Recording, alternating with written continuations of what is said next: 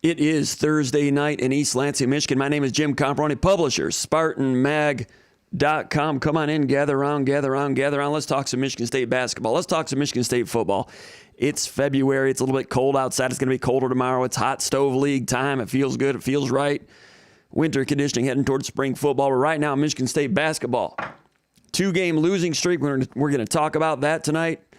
Michigan State lost 70-62 Tuesday night at the Breslin Center, 70-62 to Wisconsin. And last Saturday, 84-63 lost at Rutgers. Ugly fashion. But Michigan State 17-6, 8-4 in the Big Ten. Michigan State basketball fans out on the ledge, panicking. Needy Michigan State fans, panicky Michigan State fans. Relax. 30 games, get your crap together. 30 games, get your crap together. Izzo's one of the best who's ever done it. Might be the best of all time in terms of taking a team that's struggling around February 10th, getting screws tightened up, heading toward March. Now, the material this year is a little bit different. It might not be the best material he's ever had. He talked about it in his press briefing after practice just a few hours ago. We've got some video of that. We'll show that tonight, talk about that. We'll also bring in our special friend, Nils Deco. He'll have some things on his mind. He'll be negative. He's not always negative, but he's going to be grouchy today. We'll probably turn the flip, take some flip the switch, bring some phone calls in. We'll probably hear from the masses a little bit, talking football, talking basketball. It's cold out. People getting a little bit antsy. People getting a little bit grouchy. Michigan State's lost a couple basketball games. They're 17-6. 17-6, Michigan State basketball. People freaking out. Well, for good reason. They've not looked good lately. Do they have the goods to turn it around? Can they get it turned around? We'll be discussing that throughout the course of Spartan Mag Live this evening, Thursday night, East Lansing, Michigan. Come on in, gather around, file in. Be nice, be cordial. Had a good time here in East Lansing last few days. Had a lot of friends in town this past weekend. A lot of friends celebrating various milestones in the birthday column for a bunch of us. Went out and experienced and enjoyed some shenanigans around town. Went to a few old haunts I hadn't been into in a long time. Felt real good about it. Sunday went over to the Wharton Center. Took the daughter, took the kids, saw Frozen. That wasn't bad. That wasn't bad at all. Wharton Center. Glad to have the Wharton Center around. Got a friend coming in town tomorrow to bring his, coming in from Georgia to bring in his daughter for an official visit. Non-athletic, just checking out the campus. Be getting lunch around town, walking around a little bit. East Lansing, great place to be. I even did a little cross-country skiing a couple days ago over at Harris Nature Center, just outside of town. Great to be in mid-Michigan. Great to talk Michigan State basketball, Michigan State football with the Spartan Maggers out there. Come on in, gather around. We'll be talking about it throughout the course of the evening. Glad to have you back. If you don't know what any of this is, my name is Jim Comparoni, publisher, SpartanMag.com. Jim Comparoni, SpartanMag.com. Sometimes I go over that kind of fast and miss a few syllables. SpartanMag.com, been publisher of SpartanMag.com. SpartanMag.com has been around basically since the beginning of the internet. Before that, it was Spartan Magazine. They ran concurrently for a number of years, Spartan Magazine. Had a great time covering Michigan State football. Spartan Magazine, I've been with them since '93. Been covering Michigan State in some capacity since 1988. That's right. Goes back a few years. And seen a lot of good things. Seen some struggling times. We all have. But the reason you're here is because you care about Michigan State sports. And we're glad that you're with us. You've been trusting the brand, the SpartanMag.com brand, the news organization that is Spartan Mag, SpartanMag.com. SpartanMag.com is the source for Michigan State sports over at Rivals.com. Give us a thumbs up right here on the YouTube channel. Subscribe to the YouTube channel. And when you get a chance, go over to SpartanMag.com. Go through the free area, consume some of the free content, and also some of the premium access content. And also, if you're a subscriber, dive into the Underground Bunker message board. Also, the Final Forum message board, the Underground Bunker message board, is the church of what's happening now with Michigan State sports. It is the daily narrative on everything concerning Michigan State sports and Michigan State things in general. Check it out. And we're always glad to have new people over there. So, SpartanMag.com. Give us a thumbs up over here and get involved. You know, as far as what's going on with the way this works, I invite SpartanMag.com subscribers over at the Underground Bunker message board to post questions, and we will field those questions here throughout the course of the program. Also, post some questions over in the comment area. Looks like my audio is working, so we're ready to roll. Dog Kenneth gives us a thumbs up to the Harris Nature Center with a heck yes, something like that. Question number 1, Mike from Granville, Michigan says, with the hiring of Jordan and Coleman, that's Brandon Jordan and Marco Coleman, Michigan State's new defensive line coaches, he says, has the on-field defensive line coaching been improved? That's the question. Mike from Granville. That's question number 1 tonight. Well, I think Mel Tucker would think so. That's why they've made those changes. Ron Burton did a good job for Mark D'Antonio in a couple of years with Mel Tucker, but the time came to make a change there. Just some differences of the way about going about things, and some of the hands-on nature of things. At some point, it was time to make a switch. So Mel Tucker is going with 2 defensive line coaches on field and 1 defensive backs coach on field. Harlan Barnett. Last year, there was 2 defensive backs coaches and 1 D-line coach. Now there's going to be 2 on the D-line. They're still ironing it out as to what's going to happen with defensive tackle coaching. You've got some others that in the program that can handle some of that coaching as well. But has it improved? I think there's no question that the on-field player development of pass rush skills and pass rush recruiting is going to improve with Brandon Jordan. That's why he was brought aboard, an outside-the-box approach for Mel Tucker. On this one, Brandon Jordan played football, small college. Can't think of the name of the college right now. I think he played at 2 places.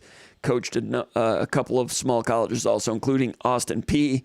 Then he went into the private sector and developed a pass rushing academy, basically. And you've read about him. 196 NFL players are clients of his, have been clients of his, including some recruits and some college players. Very well respected in professional football in terms of teaching pass rush skills. So he is a guru. He's a pass rush whisperer. Michigan State right now going after some big-time defensive ends. They have what they feel is one of the best, is the best developer of pass rush talent in the game. So they're going after the best defensive end recruits in the game. We'll talk about that a little bit later. So has the coaching improved is the question. Marco Coleman, who his hiring just became official a couple of days ago. We've been hinting at it at SpartanMag.com for a couple of weeks. A guy that was a standout for Georgia Tech back when they won a share of the national title back in 1990 or so. Played more than 10 years in the National Football League, originally from Ohio. He's a Georgia Tech Athletics Hall of Famer, and he was coaching at Georgia Tech. I think he was in his 3rd year at Georgia Tech this year. And Michigan State to go and get him away from his alma mater tells you a little bit about what some of these coaches around the country think of Mel Tucker and how more and more are wanting to latch on and climb aboard and see what Mel Tucker can get going at Michigan State. So the recruiting pull for a couple of coaches there, very intriguing. What remains to be seen is, from a total defensive line standpoint, in-game adjustments. It'll be new for both of those. Hazelton will have something to do with that also. So will Tucker, and so will some eyes in the sky in terms of what happens if they start getting some blocking schemes that they hadn't prepared for, identifying it early and having some adjustments to it. That'll be new. That's the only thing I would question. But those 2 guys, big time in terms of teaching their craft. They'll be good in recruiting, and these are big additions. So has the overall construct of defensive line, player acquisition, player development improved by a ton, I would say. Now, the line as a whole, getting that plugged in, we will learn as we go, because that's still a variable and it's unproven, so we'll have to wait and see about that. I can tell you this, the players are excited about it. The players were ready for a change. They just were. There's no other way to say it. That's the word. And the pull of Michigan State bringing him in, certainly interesting. Around Big Ten, around the football for Michigan State right now, a little bit of news coming out of the football building. 3 players, Michigan State players, invited to the NFL Combine first week in March. Connor Hayward, fullback, tight end, H-back. Hayward played this past weekend in the Senior Bowl down in Mobile, Alabama. Played to some pretty good reviews. Now, in the Senior Bowl, he got 16 snaps, was on the field for 9 pass plays. I think he had 1 reception for a loss of 2 yards. Wasn't his fault, but most importantly, he did well in front of the scouts in practice all week. As far as how he did in the Senior Bowl, 16 snaps, Pro Football Focus graded him in the Senior Bowl as a 73 in pass blocking. 73, that's pretty good. That was number 2 on the team, on his team, behind center Luke Fortner. I'm not sure where Luke Fortner was from. I meant to look that up. But number 2 on the team in pass blocking in the Senior Bowl. 16 snaps, 9 of them were pass plays. So Hayward's pass protection graded out well. His run blocking was a 58.8, number 17 on the team. Not as great. So in order to latch on in the NFL, he's going to have to show that he can run block and improve that. That area of his game was a work in progress this year, and he's still kind of new at that. So it's not like he's maxed out. He's got more that he can do in that category. So Connor Hayward turned some heads during Senior Bowl practice. Now, Kenneth Walker will be at the Combine in Indianapolis first week of March. Connor Hayward will be there, and Jalen Naylor. So 3 Spartans are going to be in Indianapolis the first week of March. That's going to be interesting. Big commitment this week for Michigan State. Bo Edmondson, quarterback, Austin, Texas, Lake Travis High School. Lake Travis is a football. It's a quarterback factory. Michigan State goes down there and gets Edmondson. He's a 3-star. A lot of people wondering, where does that leave Michigan State in terms of Dante Moore? Dante Moore and a 4.5-star, maybe a 5-star from Detroit King. In my opinion, Michigan State's the team to beat for Dante Moore. I'm not saying they're the leader. You could construe it that way. But right now, I don't think anyone has a better chance than Michigan State. So this upsets the apple cart a little bit. There were some people in the Dante Moore camp that were a little bit like, what's going on here? Michigan State's talked with him, spoken with people in his camp, and they say they still love Dante Moore. Michigan State's going to keep recruiting him. And if they were able to get Dante Moore, then a number of these things could get revisited. We'll have to wait and see what happens. But for now, Michigan State has a placeholder with Bo Edmondson. And again, that goes back to the recruiting pull of Michigan State. First of all, to get Bo Edmondson to come on campus on his own dime for a January unofficial visit to Michigan State. He was here for the Michigan State basketball game. Loved it, was very impressed. Jay Johnson doing a good job recruiting him. Jay Johnson doing a good job recruiting Dante Moore. Jay Johnson did a good job recruiting Caitlin Hauser. Mel Tucker had an impact also, obviously, on him during his visit face-to-face. Mel Tucker, good salesman. He's got a presence about him. He's always had a presence about him. Now he's 11-2 with a Peach Bowl trophy on his resume. That presence is even stronger. That strong contract that he has, that some people are wondering about, makes his presence even stronger. Edmondson came in, was impressed. First of all, I'm like, wow, they got a quarterback to come in January. All right. Then he wants to commit. So Michigan State takes him. That's recruiting strength. And you're going to see that, I think, amplified and spread out around the program as we move forward. Pretty interesting. So big times for Mel Tucker right now. Tucker pretty excited to get some things going in recruiting. In terms of other news, Parks Gissinger, upperclassman, I think he was going to be a senior this year, tight end originally from California. He announced he's in the portal today, tight end. Came in as a defensive end from California. Never quite got into the playing group. Played in the Pinstripe Bowl against Wake Forest back in December of 2019 because Michigan State had a ton of injuries at tight end at that time, but did not follow up on that. Was never a guy that was going to catch the ball and do much with it after the catch. Was never a guy that was going to threaten things downfield. I watched him in some of the pregame warm-ups, and, wasn't the most fluent receiver.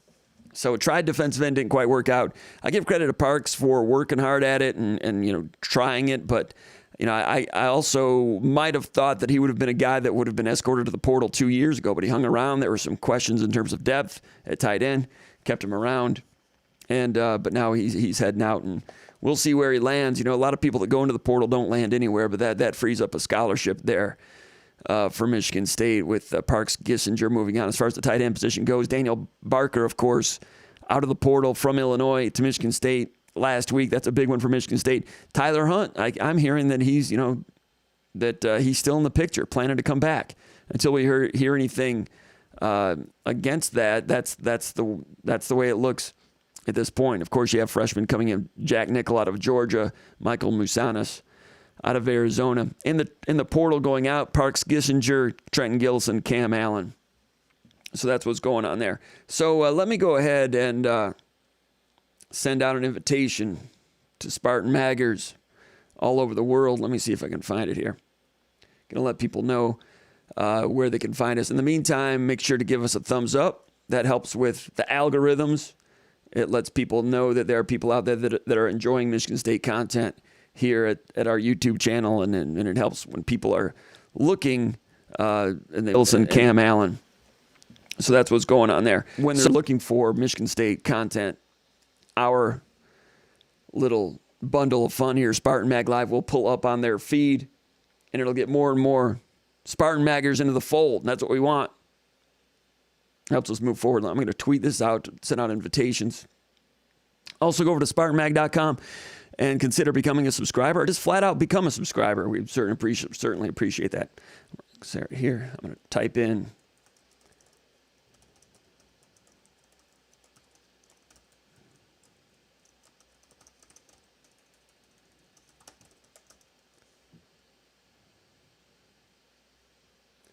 and that's that. Appreciate your patience on that. Let's go to question number 2. What do we have here? Thanks for all the people with the thumbs up. The thumbs up we're getting thus far. Always good to have a lot of those. All right, so question 1A from Big Don. He says, Mike Bove just stole my question. Mike Bove was the guy from Granville. I think it was Granville, right? The opening question, yeah.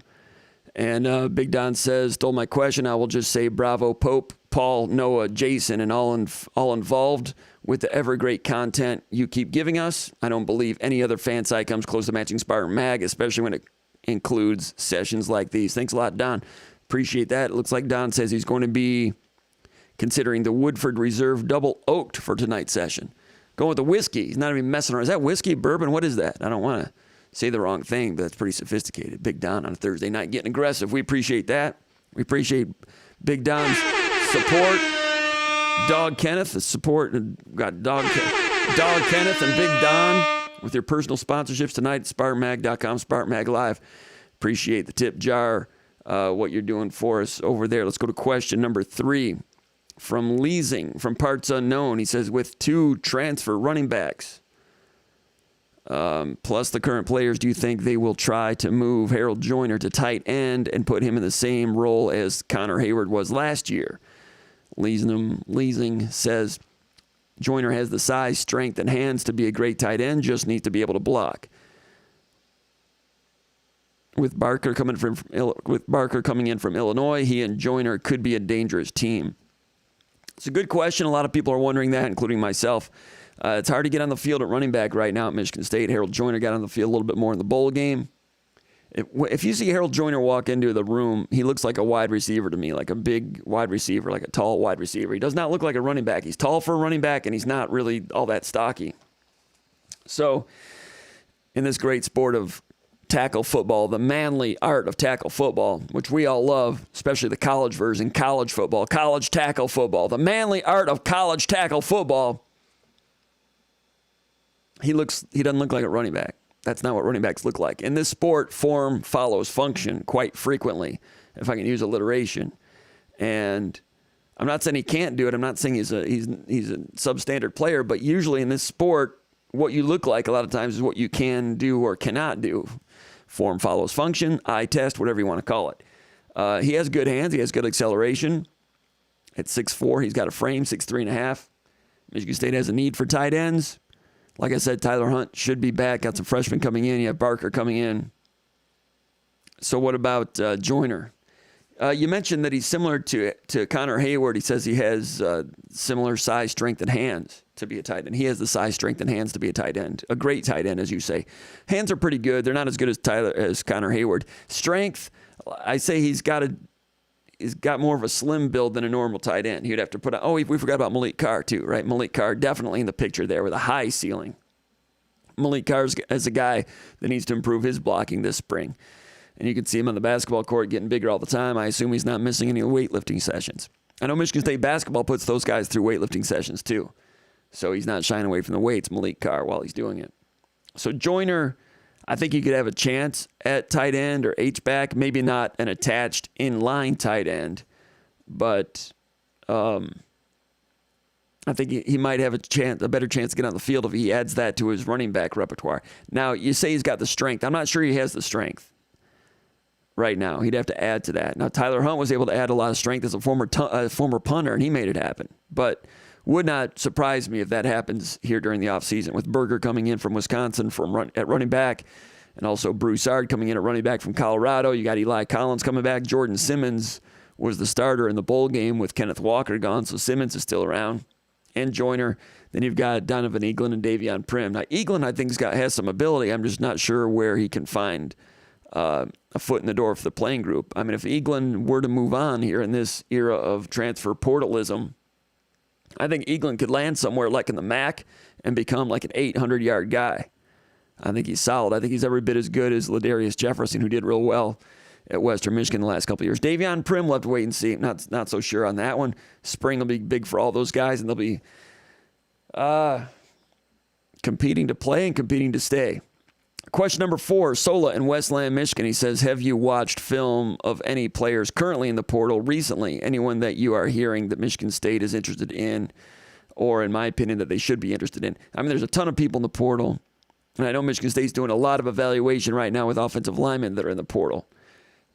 And right now you want to get in early on anybody that you like, but you know, there was a mad dash for portal people in December and January to get people in before spring semester began, January 2nd or 3rd, 4th, 5th, somewhere in there. Now that spring semester is underway and it's too late to get anybody in for the spring, it lets off the gas a little bit. So there's evaluation going on, but not a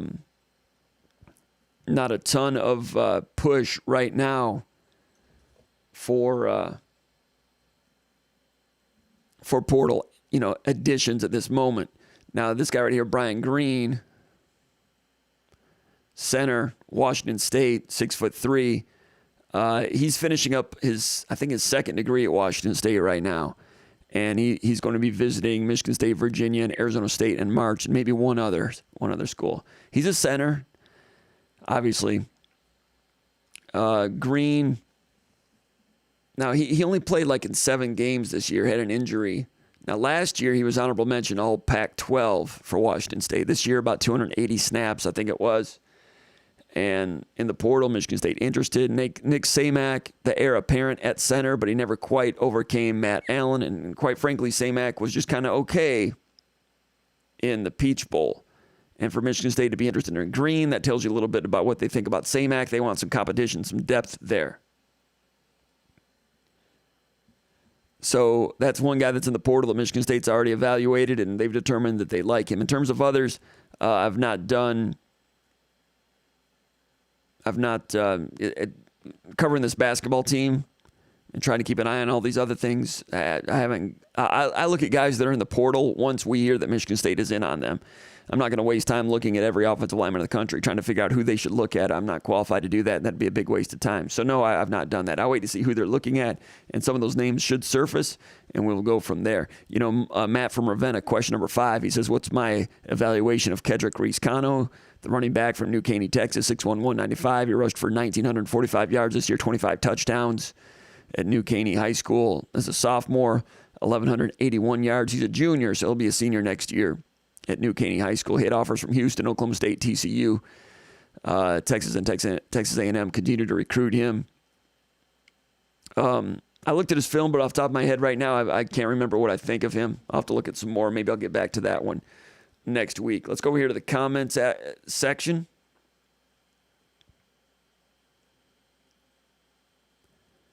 Go over to the comments section, and we've got Eric M., first guy in here, checking in from Roswell, Georgia. You got Craig Go Green says, what is up, Comparoni? What is up, Craig? Logan Kraft says, go Green. Mr. Boneman says, hello all. Gordon Tonona says, here. So that's our starting 5. Eric M. is in first.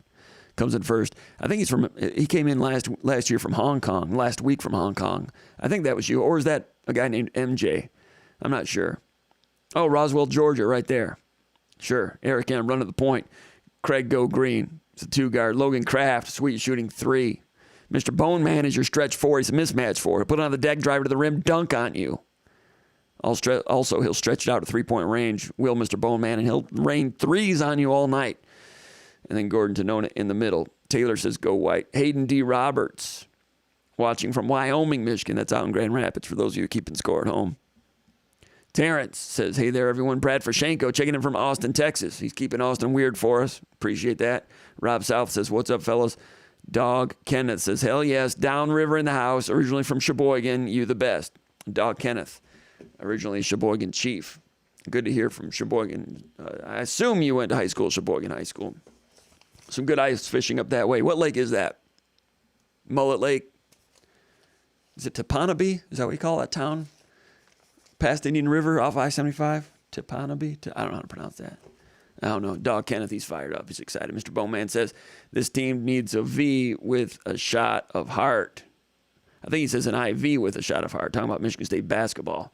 MM Drippy says, let's go. Gordon Tonona says, I'm in the starting 5. Yeah, he is. Tonona is starting down low at the 5. And Terrence, no Big Movie tonight. I talked to Big Movie today. I've talked to him all week, but I'm giving him the night off. Maybe next week. Maybe we'll bring him in next week. Always things to talk about. All right, let's go back to the, let's see. I don't know if we've got any calls yet. Supposed to be getting a call here from my guy Nils. Oh, he's got to go. He had to go to dinner. He'll call later. So we'll have Nils in a little bit later. And I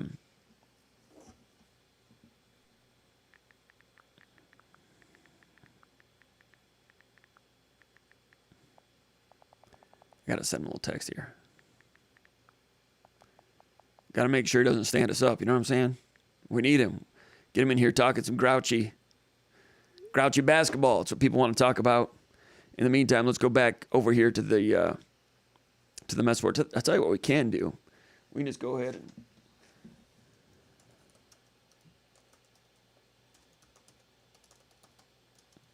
(616) 439 1158.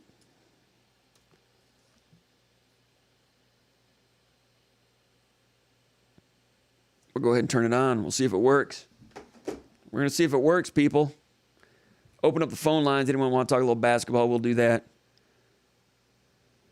We'll have a good time with it, as usual. Question number 6. Ethan from Birmingham, Michigan. That's my Bob Seger live bullet voice.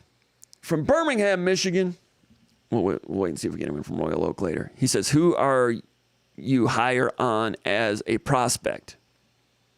Enow Etta or Jalen Thompson? Okay, so that's a couple of defensive ends the Michigan State's recruiting, and they're going after some big-time defensive ends, especially with Brandon Jordan running the show there at defensive end. Etta, 6'5", 220, Colleyville, Texas. Covenant Christian Academy, ranked number 213 in the country. Number 36 in Texas. Number 213 in the country, like I said. Offers from Florida State, LSU, Michigan, Michigan State, Oklahoma, Stanford, USC, Wisconsin. When I look at him, I'm not sure he's 6'5". I think it looks like he's a little bit more like 6'4". I think he's strong 6'4", and I think he's heavier than 220. I think he's a rotund 6'4". Reminds me more of like a William Golston type of guy. Good acceleration. Pretty good job. Really good job. Like tracking you while maintaining speed, whether it be in the backfield or lateral movement, running sideline to sideline. Good speed there. Not sure he's a great turn the corner pass rush guy. I think he's a guy that can move down to defensive tackle in pass rush situations.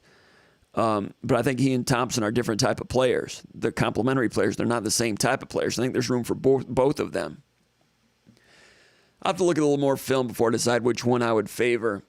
I think it'd be good to have either one of them on the team. As Michigan State continues to go after those guys, they're 4-star recruits, kind of top 200 type of guys. Michigan State's going after like super 5-star defensive ends also, and you'll keep room for those guys. If you can get one of these two, get them both, you can always save room for the superstar 5-star and just clear room later. That's the way it's done these days. Clear room, escorting others to the portal. That's the way it is. Michigan State's going for it. Jalen Thompson, 4-star. Detroit Cast Tech, 6'4", 245, ranked number 167 in the country, number 2 in Michigan. So Thompson's 167, and Etta is number 213 in the country. I agree that both are like top 250 level type of players, and I would agree that Thompson, he's ranked ahead of him. I don't have a problem with that. I can see that. A little different types of players, apples and oranges there a little bit. And it's always hard to grade apples and oranges. Take an apple, how would you grade that one? Oh, it's pretty good. How about that orange? Oh, it's pretty good too. Which one's better? Well, it's hard to say because one's an apple and one's an orange. Apples and oranges. Thompson and Etta, in my opinion, are kind of apples and oranges. Jalen Thompson, 6'4", 245, number 2 in Michigan, Cass Tech. Johnson's been really high on Michigan State for a long time, even before Thomas Wilcher came into the fold as Michigan State's director of player development or whatever his title is now. And he's visited Michigan State a number of times. Michigan State offered back February of last year, I think it was. And he visited Michigan State January 15th. That was for the Michigan game, right? Then he visited Cincinnati as a junior. He played 6 games for Cass Tech, had 10 sacks. I was watching some of his film today. He was getting after Dante Moore a little bit in that Cass Tech King game. Also saw him squaring off against Dearborn Fordson, taking on Kamari Landers on a pole one time. And Landers comes at you with a lot of weight. And Thompson, solid job, getting low, 2 hands and defeating a block,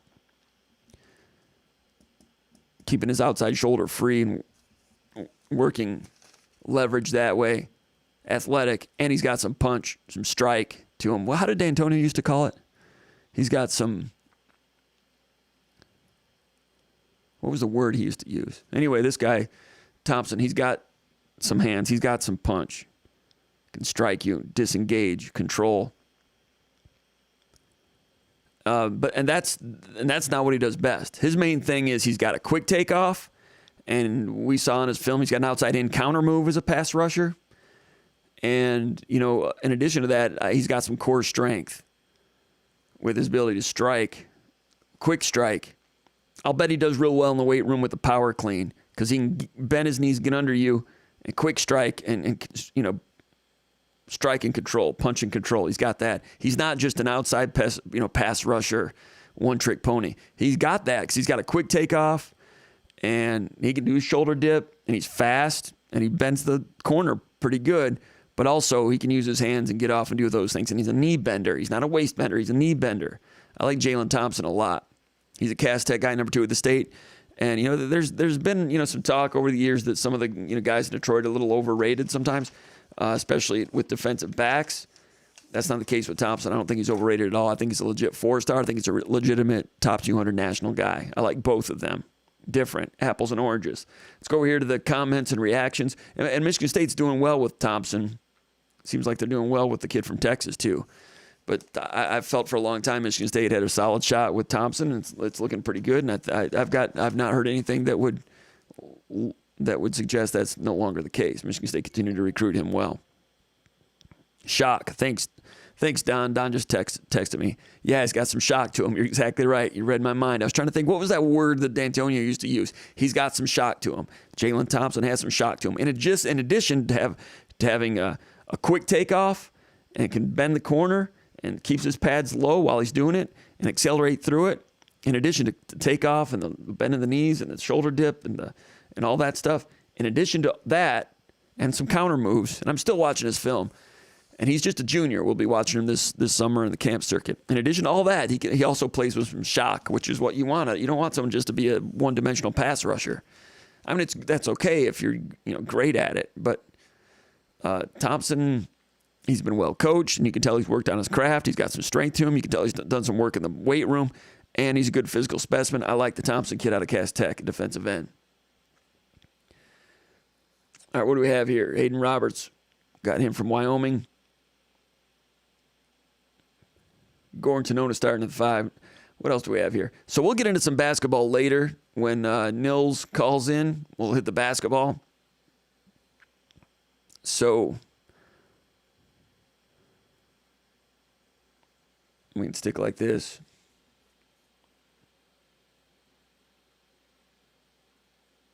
Let me find that. There it is right there. All right, let's go back here over to the chat area, see what kind of questions we've got. Got George Page. Once upon a time, he was the guitar player and keyboardist for Surrender Dorothy, one of the top 25 East Lansing bands of all time. Also one of the top 25 bands of all time, The Toll. We might have heard a little Toll this weekend. We had that on the 50 Fest soundtrack this weekend. Toll. The Toll and Surrender Dorothy, apples and oranges. George Page from Surrender Dorothy says, hi, Cop. I was at Breslin, and it may be one of the worst games I've been to, but I'm a believer. We'll be ready for a tournament run. Rick's reunion. Rick's reunion? You got a reunion coming up? You can't just leave me hanging like that. Rick's reunion. Oh, that's not it. That's not it either. Let's see. What do we have here? Darn. That was supposed to be my Rick's picture.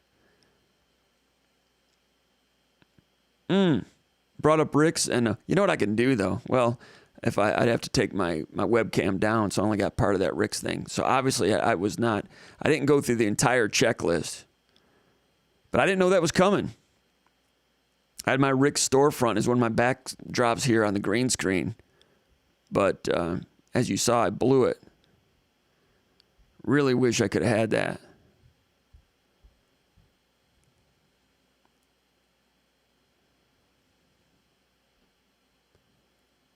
Where are we at here?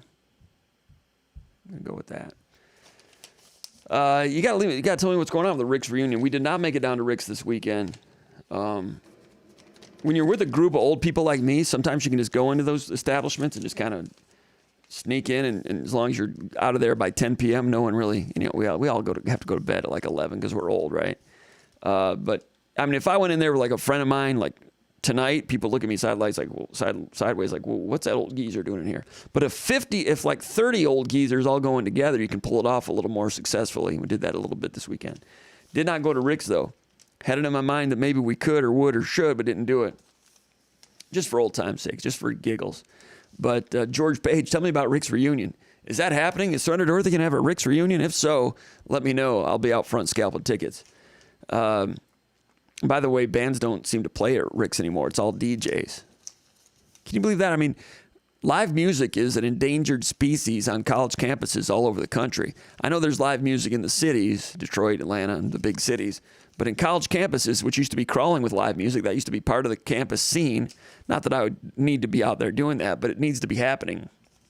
Got a campus of 45,000 students. You can't tell me that there's not a decent, REM cover band on campus. Maybe they don't want to hear that anymore. REM used to play at Rick's. They were on the circuit, right?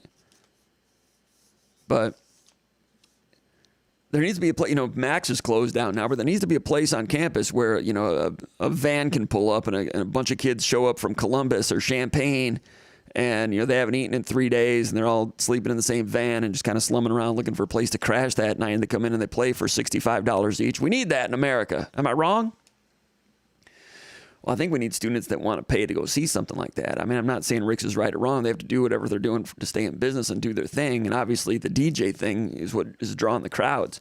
I don't know if that's a poor indictment on the country as a whole. It's not Rick's fault. They're just doing what the paying young public is demanding and consuming.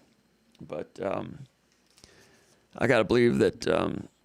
And when I talk to people that are younger and I tell them about what the music scene used to be and what it should be at colleges, they all look at me like, wow, that would be awesome. Go to see live bands and stuff? I'm like, yeah, it was.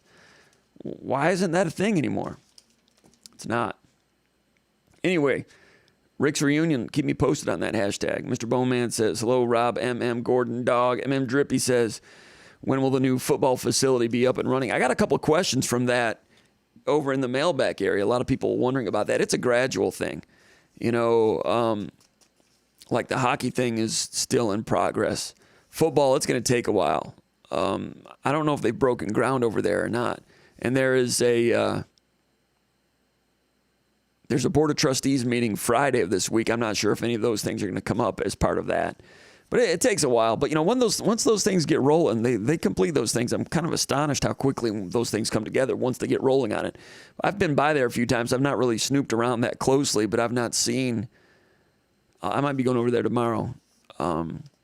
Just stick my head in the door for a minute.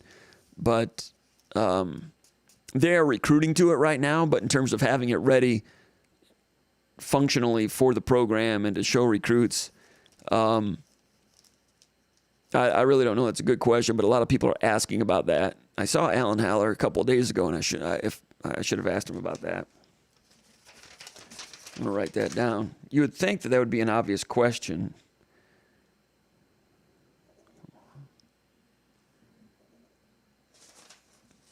Note to self on that one. There's something else I was going to ask about, too. I'll make a list next time I see him. Steve S. says, Comp. Good to see you, Steve S. Dog Kenneth says, Harris Nature Center says, hell yes. Harris Nature Center, nice. It's got a couple of little downhill dog legs. Old Tuck, the bell cow's here. He's the bell cow. Old Tuck didn't make the starting five, though. Old Tuck's been coming off the bench. Like Julius Marble. Jason Killip. Jason Killip, our famed, esteemed recruiting anchor for SpartanMag.com. Jason Killip, I'll be going down his way real soon to give him a visit. He's doing a great job. If you're not a SpartanMag.com subscriber, check out Jason Killip's nightly series, nightly recruiting briefing over at SpartanMag.com. Always a lot of fun. Dog Kenneth saying hello to the bell cow. So it's nice. We have the Maggers talking amongst themselves and saying giving welcoming gestures and greetings to Old Tuck. So Spartan Maggers all over the world getting along nicely. That's good to see. Terrence says, what's up, Old Tuck? Hope you're having a good week so far. Terrence, just spreading the love. Terrence, Michigan State loses a couple basketball games. People come in here and it's kumbaya, joining hands. It's been good. Gordon Sonona says, I think Brandon Jordan had hamstring problems, which curtailed his college career. Thanks, Gordon. Rob South says, how about them Spartan ladies beating scum today? Let's go. Wait a minute. Did they won? It's 10 o'clock tonight. Did they beat Michigan? Are you serious? Michigan's like top 5 in the country. And Michigan State's the women have had injuries, and they had one of their players enter the portal. I heard Mo Gerhart on the Susie Merchant this show this week. Gerhart, the longtime color analyst for Michigan State women's basketball, does a great job. And he said it would be like, Michigan State's women's basketball team has done the equivalent of if the men's team had lost Gabe Brown, Marcus Bingham, Malik Hall, and Max Christie. Like, you take all 4 of those off the team. So Michigan State women's team? Well, I got to look this up. We're going to pause and look this up. I apologize, but this is, I was over there at Michigan State men's basketball practice today in the post-practice briefing, and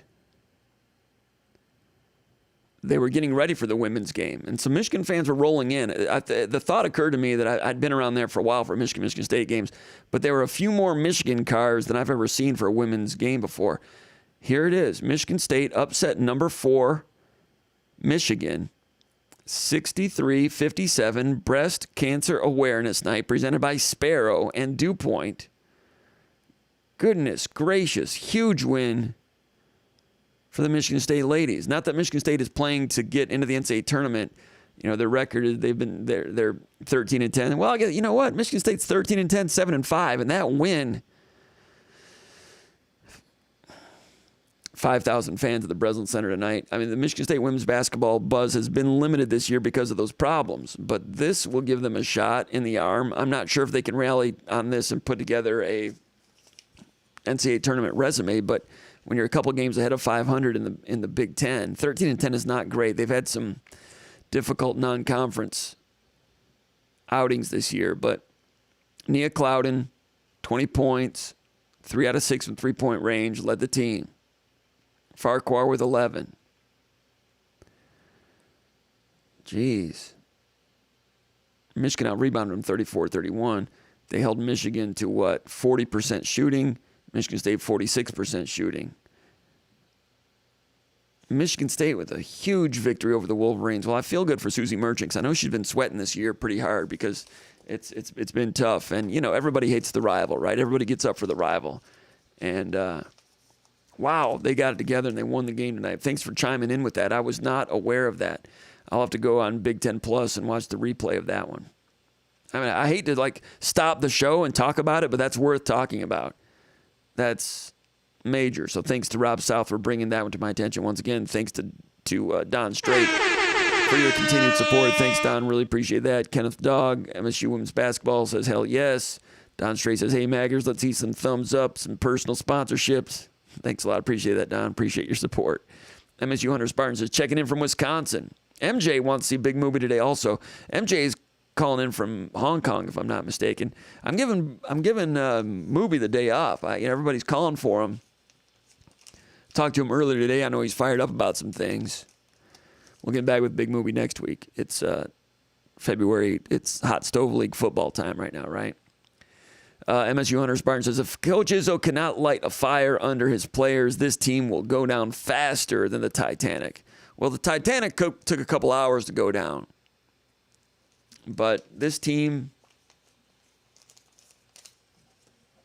I don't know. I've learned long ago to not give up on Tom Izzo. And he's not giving up either. Tom Izzo from earlier today. When I come in here and tell you guys that we're not that good, I mean, no surprises to me on some, but that we're not that good yet. I think we could be. I don't know if you guys believe that either. You think it's just coach speak and this and that. I mean, we are not one of our most talented teams. Big deal. Neither was Denzel's team, went to a Final Four with. But I did try to tell everybody. And I told everybody about the schedule. I mean, I was about as honest as I could be. I thought. All right, stop right there. Izzo press conference after practice. This is from just about 3 or 4 hours ago over at Breslin. Maybe about 5 hours ago now. It's 10 o'clock tonight, Eastern time as we record this. Yeah, around 5 o'clock, this was his press briefing. It used to be these press briefings would be courtside, but they moved him to the podium for better social distancing. He made a comparison to the Denzel Valentine team. Was that 2015 team made it to the Final Four? I mean, that team was talented. I mean, Valentine was a first-round draft pick. Costello was, at that time, the shot blocking champion, but Marcus Bingham's going to be breaking that record pretty soon.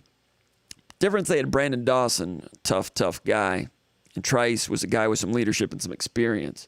Izzo saying that he tried to tell us that this was not a great team. Now, he mentioned it a couple of times, but he didn't come out point blank and say it. He just kind of alluded to it here and there. Back when Michigan State was winning, that he knew what was coming on the schedule. Maybe behind closed doors with his other people that he confides with inside the program and assistant coaches, they might have been talking like this. But to us in the media and the fans, I'm not really sure he came out and said, look, our record's good, but we're not as good as our record. And from his point of view, you're not going to want to do that. When there's enthusiasm and buzz around your program, he's not big on trying to blot that down. There's positivity to that, and he doesn't usually try to rain on that parade. But he did say that there was a little bit of fool's gold, maybe not fool's gold, but rat poison, as he said, the Nick Saban term, that when you win a lot of games, you start getting a lot of attaboys when this team actually needed more kicks in the pants, but they weren't getting the losses that would maybe strike that. Now, they did get a loss to Rutgers, and they didn't play well against Maryland, but that didn't strike it into them either because they came out against Wisconsin, and Wisconsin played harder that particular day. But he says he tried to. I mean, he never. I agree. This team. He tried to let. In so many words, he tried to tell us that this was not a great team, and these things could be coming when the schedule became tougher. Now let's see what else he had to say here. Now he also said.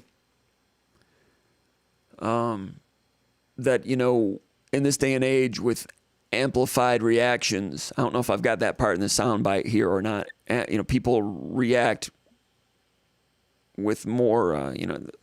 They overreact a little bit. He didn't use the word overreact, but he said, if you win games, you get too many attaboys, too much rat poison, and then you lose 1 or 2 games, and everybody just goes off the cliff on you. And he says, usually the truth is in the middle somewhere. I think he believes this team is in the middle somewhere. They do lack some physicality. There's no question about that. This is not one of his more physically imposing teams. And we should talk about that a little bit more with Nils Deco when he calls in. If not, maybe we'll get some calls from others, and we'll talk about that amongst ourselves. Let's go back to what Izzo said about 5 hours ago at the post-practice briefing over at the Breslin Center. The guy that played and practiced as well as anybody today was Marcus. And, there's been a million things written about Marcus. Why I don't do this and I don't do that. Marcus gets his tail in there, plays with the passion he played with today. Marcus can play with a lot of players in this league, and it's just figuring it out. But look what he did for 3 years. It's kind of drifted along. So, I still think we have our best basketball ahead. I think Joey and Malik are playing well They might have a down day here and there, but I still think we have our best basketball. You know? All right, we'll get back to that in a second. So Marcus Bingham, Izzo said today, played really good basketball in practice today.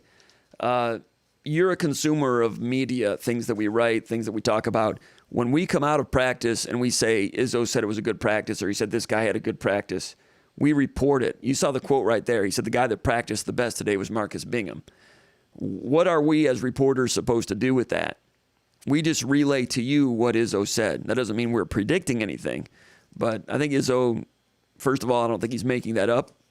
Marcus Bingham practiced well today. Secondly, I think Izzo wants Marcus Bingham to hear in the media that the coach identified that he played well today. They're trying different ways to push buttons with Marcus Bingham to get him to play harder and play stronger. But like Izzo said, throughout his career, Bingham's been a little bit up and down. At times, he is an impact center. At times, he's a problem defensively for opponents. But, he had his problems with fatigue coming back from COVID and got benched because of that.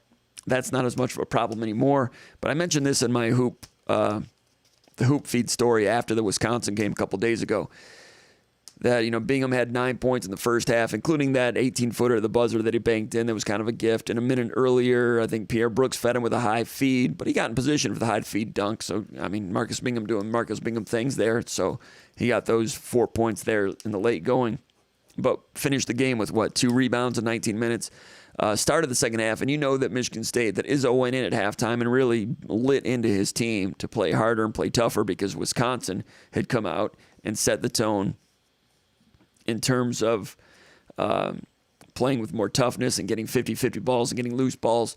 And Izzo hates that, got sick of that, right? So at halftime, he's going to light into them. Then they come out in the second half, and Marcus Bingham, some of his screens just didn't set them properly. Now, maybe the point guard didn't set them up to use them properly. Michigan State's had a lot of offensive foul turnovers on illegal screens from big men. Maybe that had something to do with it, but if you watch Izzo on the sideline after 2 or 3 times when Bingham's setting air screens, not setting good enough screens, then Izzo puts marble in there, and it's out of disappointment in Bingham. And Bingham was scoring, but Izzo's coaching for March. And if you let someone continue to play, and if they're not boxing out well enough, not playing with enough force, not screening well enough, he will take you out. Even if you're scoring points down here like Nick Ward used to do or Brandon Dawson, if you're not doing something else properly, you are coming out. And you will not get minutes unless you do all of it properly, because you need everybody to do all of it properly in order to make those runs in March. I don't know if this team can do it or not, but that's the way Izzo has always done it. And if you let him get away, or you let a player get away with something less than full effort and accountability, then you'll end up getting springing leaks all over the place, and you're not going to have the postseason record that Tom Izzo has. What do they call it? Attention to detail, accountability. What's the other word? Quality control. That is quality control. We talked about football 2 years ago, problems with quality control, and we say it, and it's a cliche, kind of. But then when you see it at work, a Hall of Fame coach administering quality control, taking Marcus Bingham out early in the second half because he is not screening well. That is quality control. And you might say, well, the guy is scoring tonight, and he needs to be in there. Maybe so for a March 9th or a February 9th basketball game. But, it's not that he's trying to lose or anything. He's trying to get his best players in there, but that is quality control. Now let's see what else he had to say. I still think we have our best basketball ahead. I think Joey and Malik are playing well. They might have a down day here and there, but I really like my 2 wings. I think Gabe is, he found his shot a little bit, and I think, I don't know if you noticed in that game, but I even moved Max to the point some. Well, never had him practice that in practice. So that was my fault if it threw him off a little bit, but I thought it would give us the best chance to win, and we did make some plays with it. So I like that. I still think our depth is good. I just think our energy level wasn't. I heard a lot of coaches talking about, guys are tired. The guy at Auburn said, hey, my guys are dead tired. I'm here. Everybody's tired at this time of year. But what I got going for me is I got really good guys, okay? Sometimes, as you all know, good guys got to get a little fire in their belly because maybe they're, You know, I tell Malik all the time he's got to be more aggressive. In fact, I'll even share a funny story with you. You know, Steve Smith came in my office yesterday and he said, "Tom, that spin dribble, shuffle, spin dribble, dunk." He goes, "That would make NBA highlight films." And Malik ran down the court like it was nothing, you know. He's got to learn to play with some emotion. We're going to get there. I'm a lot more upbeat than I was the other night. All right. I'm assuming you can all hear the Izzo audio there. I'm seeing that Purdue is down 9 to Michigan at halftime. That does not shock me. Michigan played pretty well at Purdue a few nights ago. Then Purdue goes and gets a monumental victory over Illinois. They think everything is all great. Not a surprise that just in a short turnaround that the team that lost the first game comes back and wins the second game. It's similar to last year when Michigan State went to Michigan, lost handily, but then got a rematch just 5 or 6 days later back at home. Advantage Michigan State. That was a big win for Michigan State to lock up the NCAA tournament bid last year. It worked to Michigan State's advantage to get that rematch at home against a team that's maybe coming down a little bit. Same principle applies right now with Purdue against Michigan. Not shocked by that. And in this press conference tonight, Izzo kind of, in so many words, he kind of predicted that Michigan was going to win that game. Anyway, he's talking about Max Christie, and that was kind of eye-opening in the game against Wisconsin that they put Max Christie at point guard with 4:23 left in the first half. Izzo said after the game he did that because there were some problems at point guard. I mean, you know, Tyson Walker's having his struggles. Hogard needed to sit at some point, hot and cold. Christie goes in. That's something that they're looking to develop for the future. Christie talked about it after practice today. Christie said it was fun. He'd never done it before, never practiced it much, and he liked being in control of the ball. So I think that's something you'll see more of in the future, and especially in late game situations, the ball in Christie's hand to create. So Christie was a point guard, I think 4 possessions late in the first half. And Michigan State scored on 3 of those 4 possessions.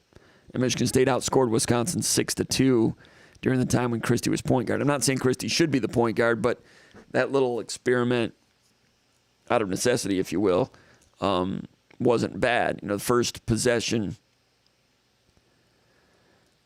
Gabe Brown on a pin down catch and shoot got fouled, hit both free throws. The second one, Christie off a ball screen 16 feet at the elbow, no. So one of them was as a point guard using a ball screen going up for the shot, which is something they put in for the Michigan game. They worked on Christie ball in his hands using ball screens in the Michigan game because the way Michigan would play drop coverage on ball screen defense. And Wisconsin does that also, especially against Hogard. So Michigan State runs a different point guard in there. Christie, a guy that can take that ball screen and make use of that open area if it's drop coverage with the big man. And there was a 16-footer, shot was open, missed it. So that's why they had him in there to work that particular action right there. Then they went to Marble on a high-low from Joey Hauser. Marble scores, cuts it to 21-17. Moments later, wing screen for Gabe Brown, drives, missed. Bingham with a putback hook shot. Nice job there, Bingham. Offensive rebound and a nice hook shot. Cut it to 23-19. And then Christie moved back to the wing. Hogard came back in with 1:52 left at that point. But Christie, I mean, you know, that was not a bad little experiment there. Christie at the point. And I think you might see late game situations this year and in the years ahead. That'll be something they go to a little bit more. Let's go back to Izzo. Got another minute or so of this. I feel good about it. I think I know why we didn't play as well. I'm going to rewind that a little bit.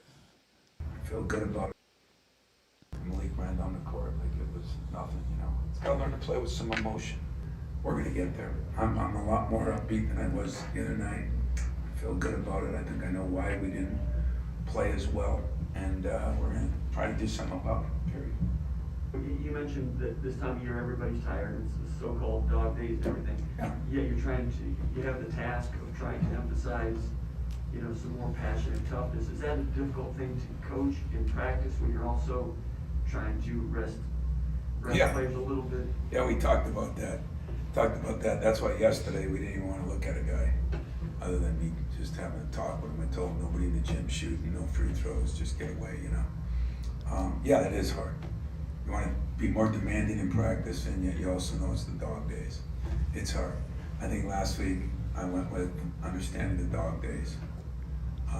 You bring up a good point. At the end of last year, they were the dead days, and we didn't give a damn. We just went out and played. So that's an interesting point. Last year when Michigan State was tired, they had that accordion effect with so many games at the end of the season, and they had to win those games. They had a shorter bench. Aaron Henry doing some great things at the end of the year, beating Illinois, Ohio State, Michigan State, all top 10 teams, top 5 teams. Really an inspirational finish to last season. And like Izzo said, they were tired, and as he said, they didn't give a damn. They just went after it. So they're going to try to do that again. Problem was last year they did that, got into the tournament, got up on UCLA by 16, couldn't quite hold on. Got into the tournament, which was the most important thing last year, and that was a great finish. This year they're just going to keep, there's no days, they've got no buys the rest of the week. They're playing twice a week, and then 3 times in that last week when they make up the Michigan game, and then they go into the Big Ten tournament. So they've got some depth which can help in that area. But my point is, Izzo wants to work on toughness and tenacity and the war drill and all those things. And I didn't think it had an impact on the game against Wisconsin. My colleague, associate editor Paul Konradijk, thought that it did. He thought that Michigan State played hard, practiced hard, and it might have wore them out for that game. And some people alluded to that a little bit this week. I didn't see the practices, neither did Paul, so we're just kind of wondering about that. I'm not sure that was the case this early into February. That could be more of a factor later in February if you are hammering these guys to play with tenacity. But so they're going to try to do that and hammer into the tenacity and do some war drill, but they're not going to do it with a 2.5-hour practice. There'll be shorter practices this time of year, but the communication, the demands right now are to play with more toughness. Do they have the physical ability to do that? Do they have it in the tank to deliver that? I think that's what Nils was going to talk about tonight. I'm not sure if he'll call in or not, but that's the big question that I have. That's what I wrote about on Tuesday, that Izzo was emphasizing the need for more toughness, and usually he gets what he emphasizes. He fully expects to get what he emphasizes. And they emphasized rebounding and toughness and winning loose balls. Then they go against Wisconsin, and there's Wisconsin winning loose balls and play with more toughness. So he emphasized it and didn't get it. Let's finish this up here. Dog days or not, we're going to practice, and we're going to play, and I'm going to try to be as smart as I can. Dead days. Rewind it a little bit. The dog days. You bring up a good point. At the end of last year, they were the dead days, and we didn't give a damn. We just went out and played. So dog days or not, we're going to practice, and we're going to play, and I'm going to try to be as smart as I can, but I'm going to ask them to be as smart as they can. Get some rest, get some, eat right, do the things. I mean, I don't practice yet, and you're hanging out with your girlfriend. It doesn't help the dog days any. So let's everybody do a better job, and that's been the motto. I told you that after the game. Coaches got to do a better job. Players got to do a better job. We took the hit, together. No excuses. We did not play well enough. We did not deserve to win. It was a 1-point game with 8 minutes left. It's a 4-point game, a 3-point game with 4 minutes left. We were in the game against a good team playing very poorly. And I think Wisconsin is very well coached, a good team, and they've got a go-to guy that they went to down the stretch. We're trying to find one. I mean, we said at the beginning of the year, right? No lying to anybody. I told you at the beginning, I said, who's your go-to guy? I don't know. That's what gets developed when you lose players or you lose somebody ahead of time, and then you've got to find somebody. You've got to make somebody that guy. I still think before it's over, Max Christie's going to be a hell of a go-to guy because he can shoot it, he can pass it, he can get in the lane, and he can make his free throws. So I got a lot of faith in him. But him and Malik right now would probably be the 2 guys I'd go to. Well, I shouldn't have said that, huh? Everybody will know now. When I come in here and tell you. All right, that's Izzo from earlier today, post-practice briefing, getting ready to play the Indiana Hoosiers coming to town. Now, Indiana played with a lot of physicality when they upset Purdue earlier in the year, and then they got away from that. They weren't physical at all the following game against Michigan. So there's a lot of teams out there that have trouble putting excellent performances one on top of the other. We've seen Illinois go up and down. We've seen Purdue go up and down. Will they finish this off against Michigan tonight? I'm not sure, but they've kind of come out soft against Michigan tonight. Michigan State unable to go back-to-back against Wisconsin.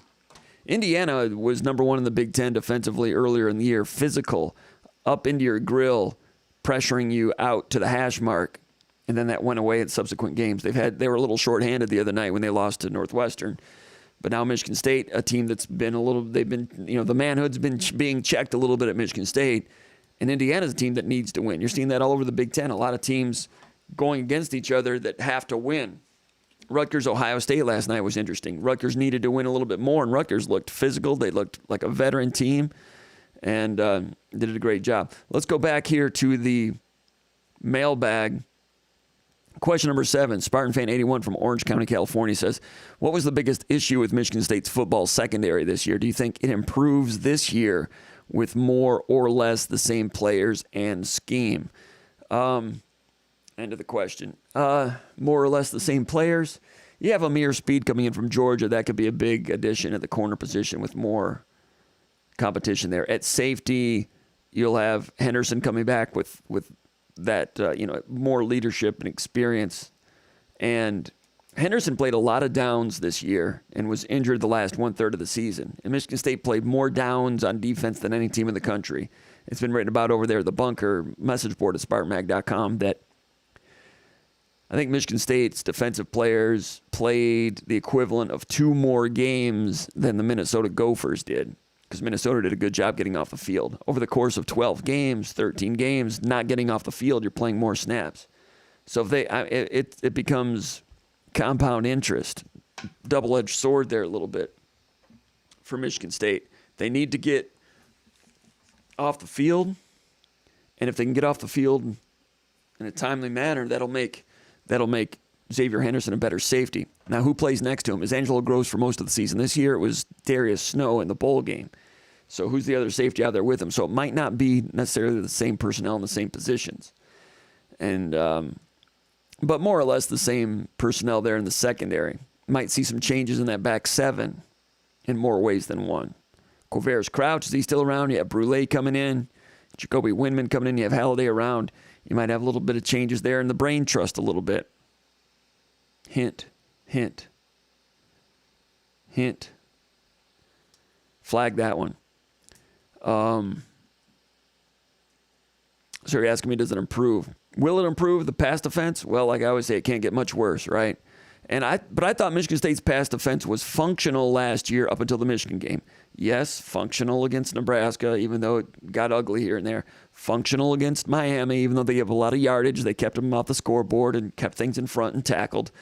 It was bend but don't break, even though Tucker doesn't want to play that way. That's essentially what they were through the first 2/3 of the season. They started to change up a little bit against Michigan, had some matchup problems against number 1 in the slot against Gross specifically. Tried to play more man-to-man, didn't work out. McNamara comes out, throws for 400. Remember going into that game, the concept was make McNamara beat you. They did, and McNamara all of a sudden played better than anyone knew that he could, and that's one reason why Michigan was up by 16 in the second half. Michigan State came back and won. Even though a lot of people act like they don't deserve to win, and I went through that a couple of weeks ago. Give up 5 rushing touchdowns to the same man, and you act like you should have won. Only Michigan fans would give up 5 rushing touchdowns to the same player and claim they should have won. Should have won what? I don't understand. I do understand that. I'm not surprised by it, but I don't understand how human beings can live life like that. I don't know. A lot of things they do are amusing. But anyway, so Michigan threw for 400. And then the communication errors persisted. Then the communication errors became a problem against Purdue and Penn State. The Ohio State game, Ohio State just drag raced them and they couldn't run with those guys. And then they're starting to get blown out against Ohio State. Then there were some communication problems. All right, so the questioner here, Spartan Fan 81 from Orange County, California says, to me, it looked like communication was a huge issue. Guys playing wrong coverages and missed assignments. It seemed like maybe we were trying to do too much, and in turn, guys were thinking too much. End of question. I would agree with that. There was a lot of volume. They had probably too much in. Signals got crossed literally and figuratively. And then they reduced the number of cooks in the kitchen by 1 when Tillman left to become cornerbacks coach at Georgia Tech. Harlan Barnett's taken over the entire secondary. They reduced the volume, dumbed it down a little bit for the Pittsburgh game. What I don't know is whether they would have continued to do that if they'd have played against Kenny Pickett. And Kenny Pickett would have thrown for 500 also. But in the Peach Bowl against a lesser version of Pittsburgh's offense, Michigan State did a lot of base, vanilla, quarters coverage, knew where they're supposed to be, and did it well enough to win that game. I think that they've got to learn those things first and then expand from that. And I think they've got a good chance to not have those errors in same pageness, as I call it, that they had this year. If they do have it, then there's a major problem. And there's been some changes already this year in defensive schemes and personnel and coaching, and there's still some changes to come there a little bit. But in the meantime, you have to remember, Michigan State pass defense numbers were terrible, dead last in the country in passing yardage allowed. Part of that is Michigan State played with a lead. I mean, they were 11-2. They were winning a lot of these games, and the opponents were having to come back sometimes through the air. So that's going to amplify things a little bit. But also, Michigan State played 3 of the top 5 passing teams in the country. Western Kentucky, number 1 in the country in passing offense. Ohio State, number 3. Purdue, number 5. Purdue's pass offense was legit. And I talked about it on here before it exploded on everybody in the Big Ten. When they did what they did against Iowa, I went back and looked at it right after that game happened, and I talked about it here. That was before anyone gave Purdue sufficient respect. And this guy O'Connell, I'm like, who the hell's this O'Connell guy? I'm like, if it wasn't for me talking, I'd say that guy looks like an NFL player. The way he could process and be accurate. Arm strength, good enough. Not the most mobile guy, but I'm like, man, this guy's just dealing out here. And the dude from Western Kentucky, I said after the game, that guy reminded me of Drew Brees. Nobody had ever heard of him. Now he's in the Senior Bowl. Now he's kind of a draft prospect. I'm not Gil Brandt or anything when it comes to quarterback evaluation, but those two guys are the real deal. In Ohio State, you saw what they did against Utah in the Rose Bowl with only one of the receivers. Covering those guys was difficult. So they played Western Kentucky, Ohio State, Purdue. O'Connell was good, but Brom, the quarterback, the coach at Purdue, he got the big contract when Louisville came after him, his alma mater. Then they had a couple of average seasons.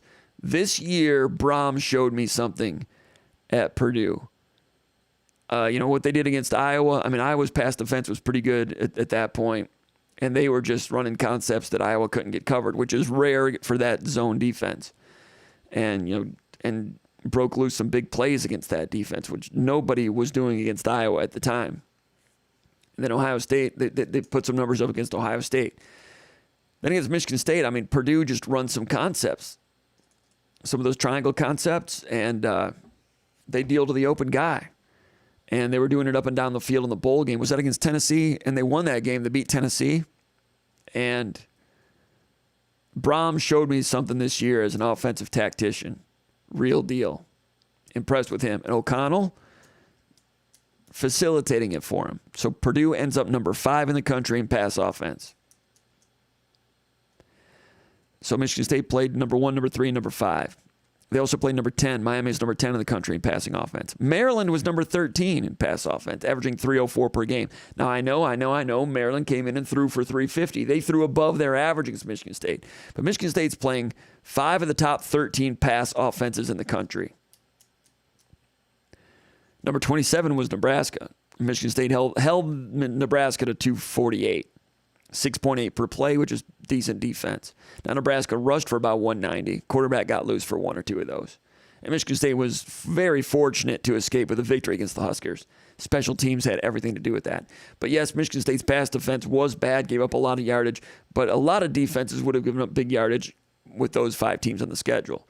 Plus Michigan, you make that quarterback beat you, then he plays like you haven't seen on film, and you got number 1 in the slot, the freshman from East Lansing, can't remember his name. Good player. I don't mean to disrespect him, just can't remember his name. I'm old. I can't remember. He came in and did things that were not on film, so they throw for 406. So you're going against those 5 of the top 13. Nebraska's is number 27 in pass offense. You throw in Michigan on that particular day. So, teams are putting numbers against you. That being said, Michigan State allowed 7.2 yards per pass attempt.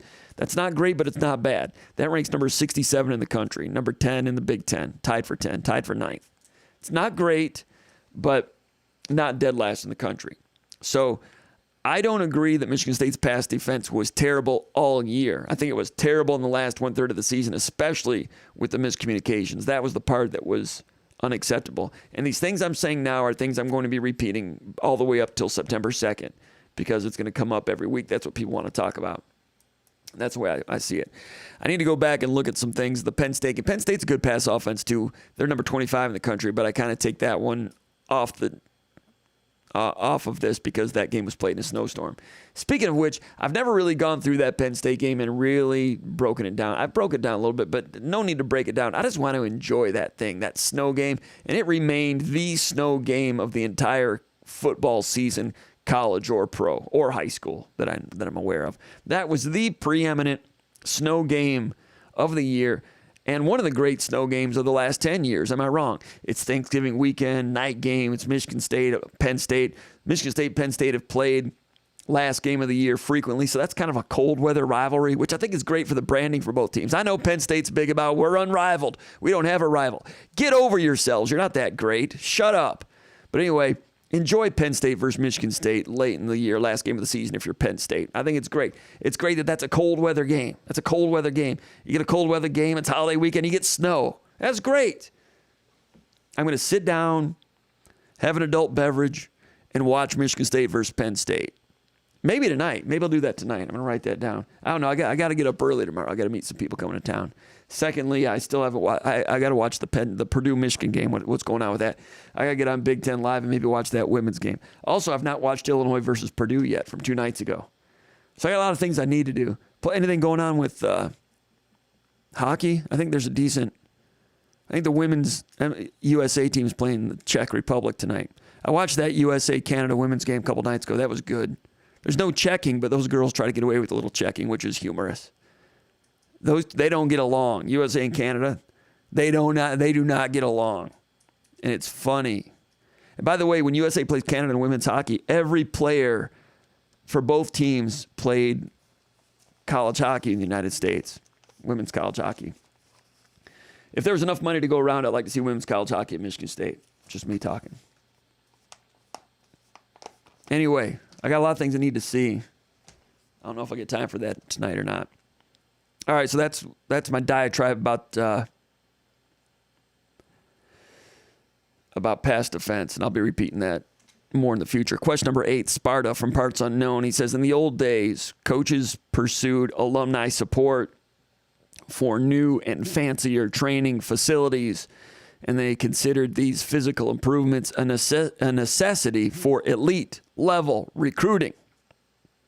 Sparta asks, how has name, image, and likeness changed the recruiting landscape? Do coaches now openly talk about the need for more NIL money as a prerequisite for elite level recruiting? He asks, will name, image, likeness money become as important as a new stadium or a new training facility? See Texas A&M. He said, do recruits mention name, image, and likeness opportunities when discussing their college options? I'll stop you right there.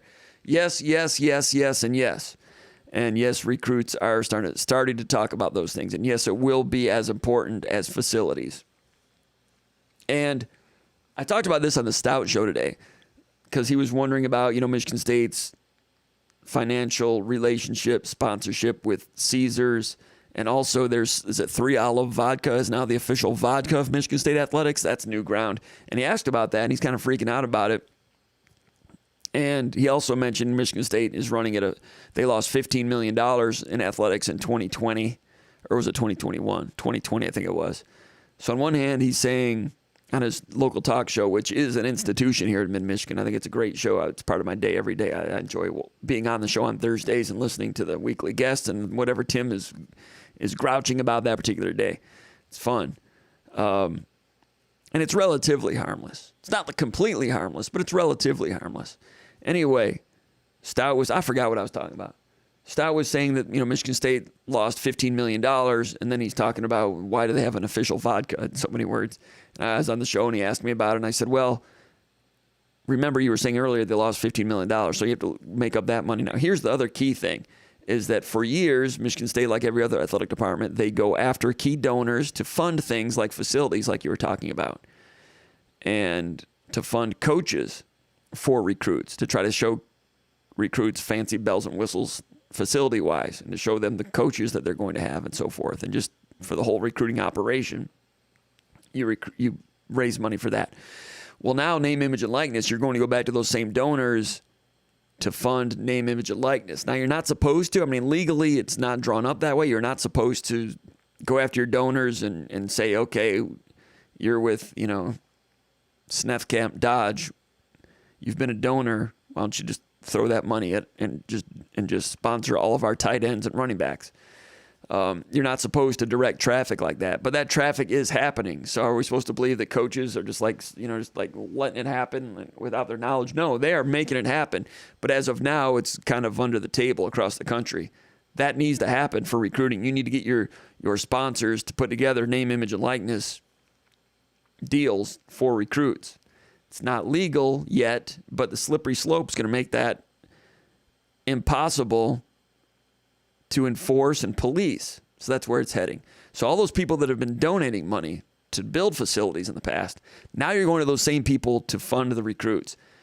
It's widely reported that Texas A&M reportedly spent $30 million in name, image, and likeness in order to have the number 2 or number 1 recruiting class in the country this year.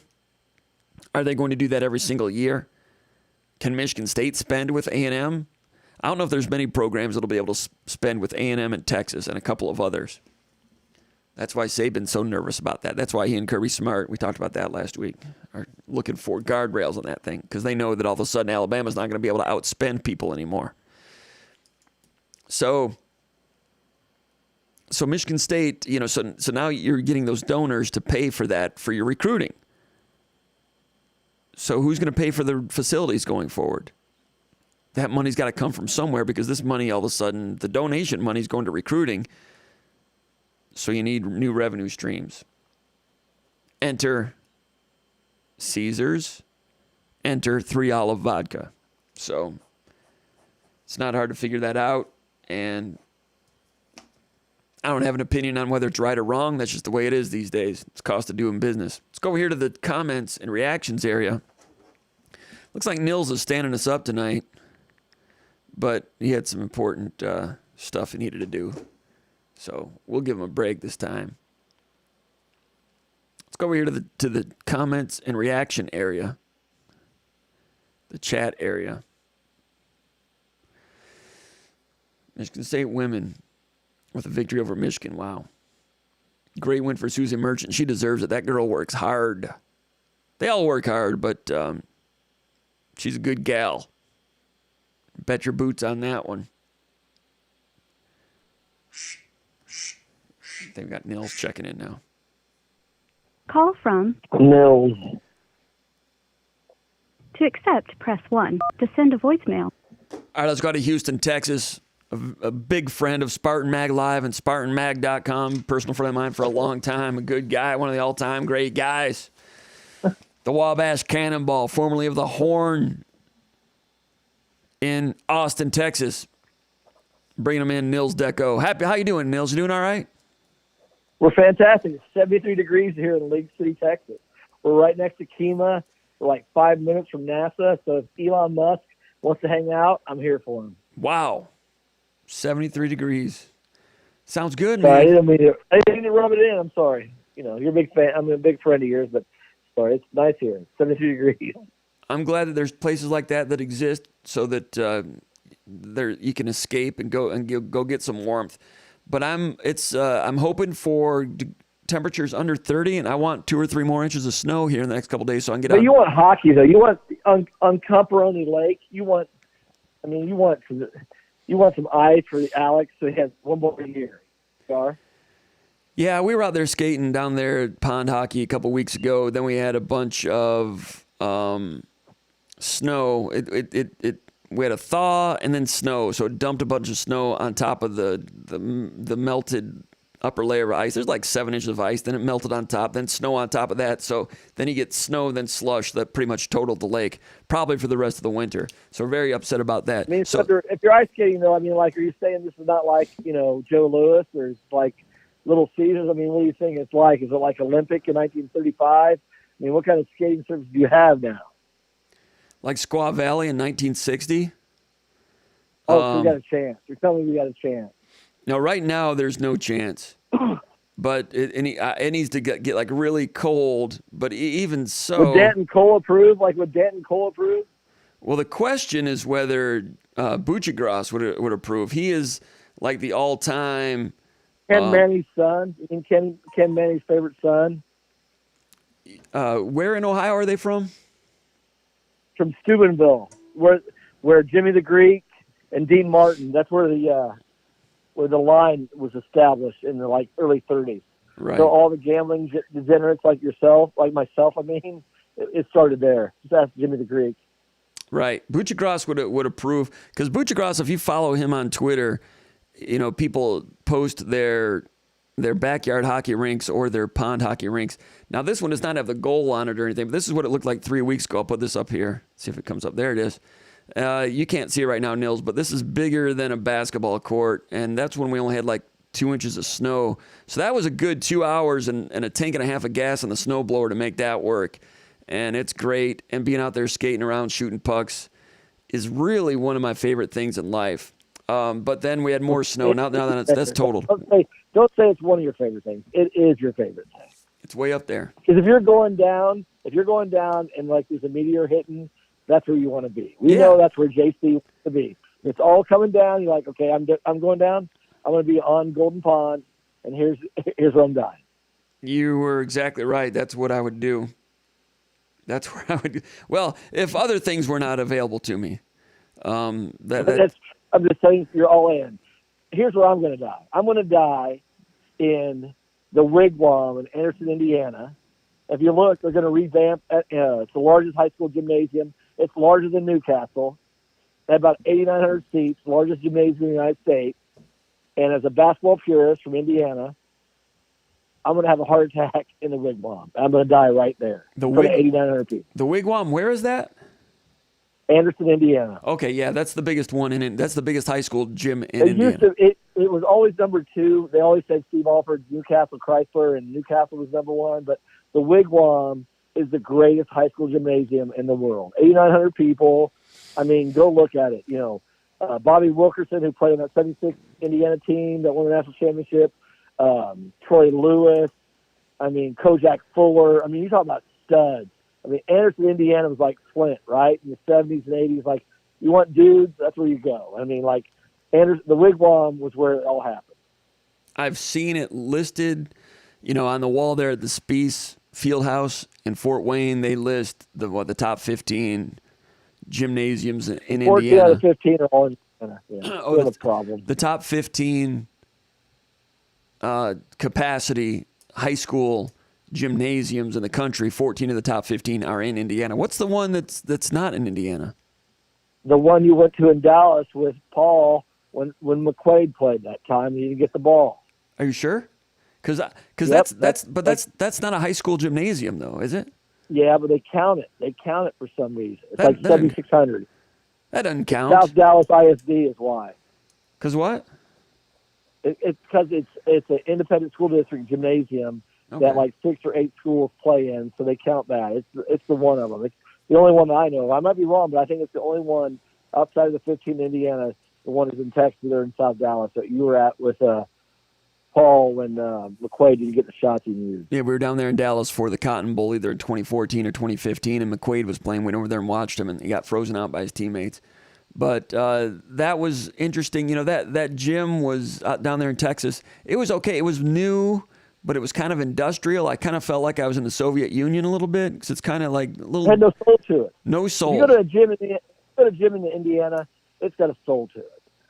Exactly. That's the key. You have to have a gymnasium with a soul to it. They used a lot of these gymnasiums don't have it. They used to play high school basketball games occasionally in Detroit at the state fairgrounds.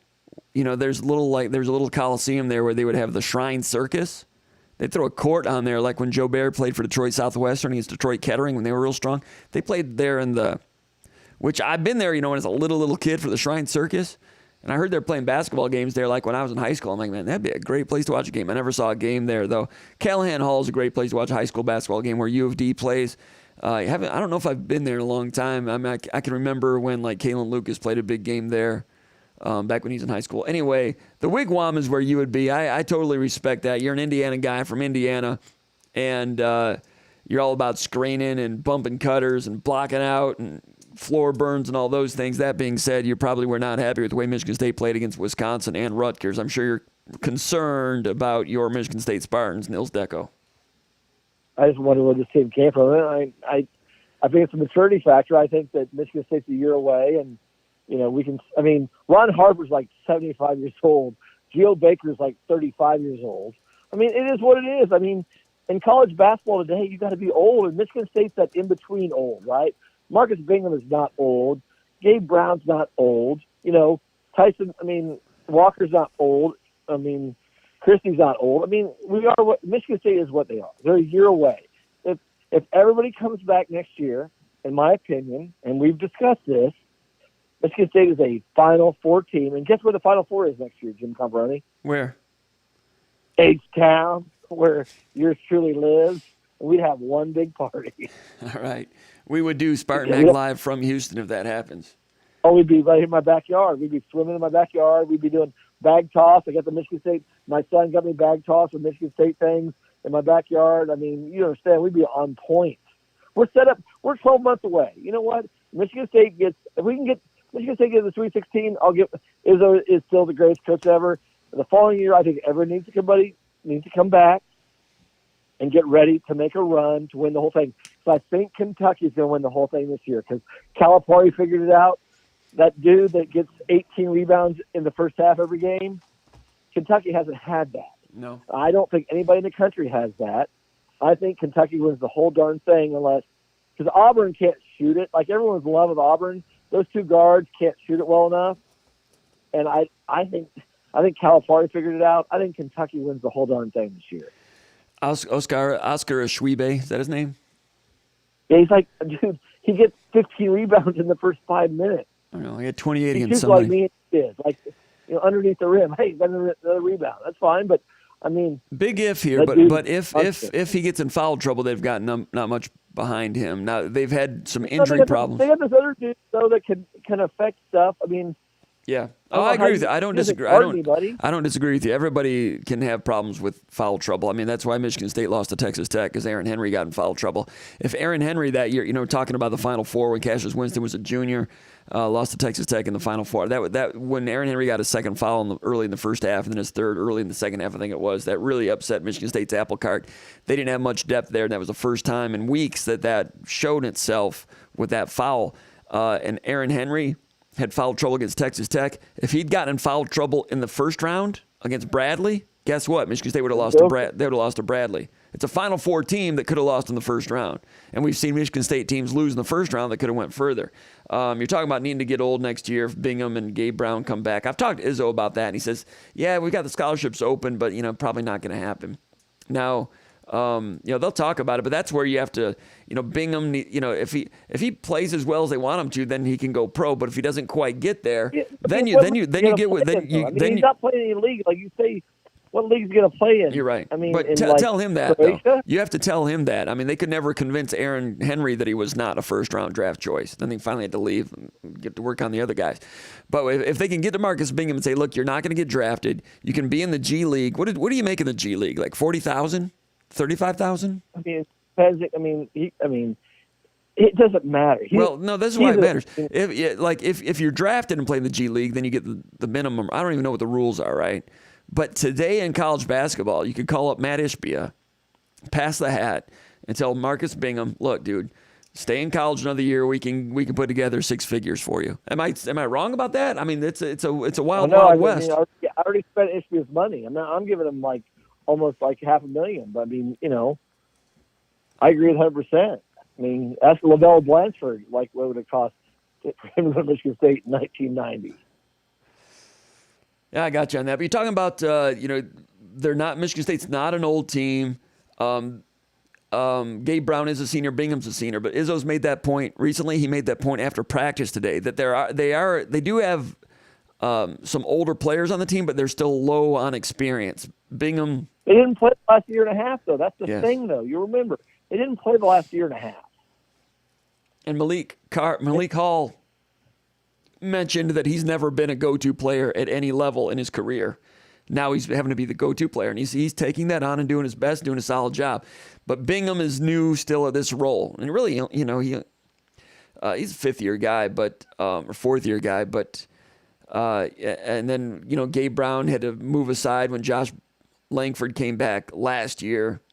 So these guys are still new in these roles. And a point that Izzo made today, he needs leadership, and that leadership's got to come from the point guard position. Everybody knows that. And you've got A.J. Hoggard, who he said, was a freshman last year, but didn't have anyone really to learn from. Cassius Winston learned from Tum Tum. He took Tum Tum's job, but he also learned from him, right? You have Hoggard, and then you've got Tyson Walker coming in from another program, and he's like a freshman in a lot of ways.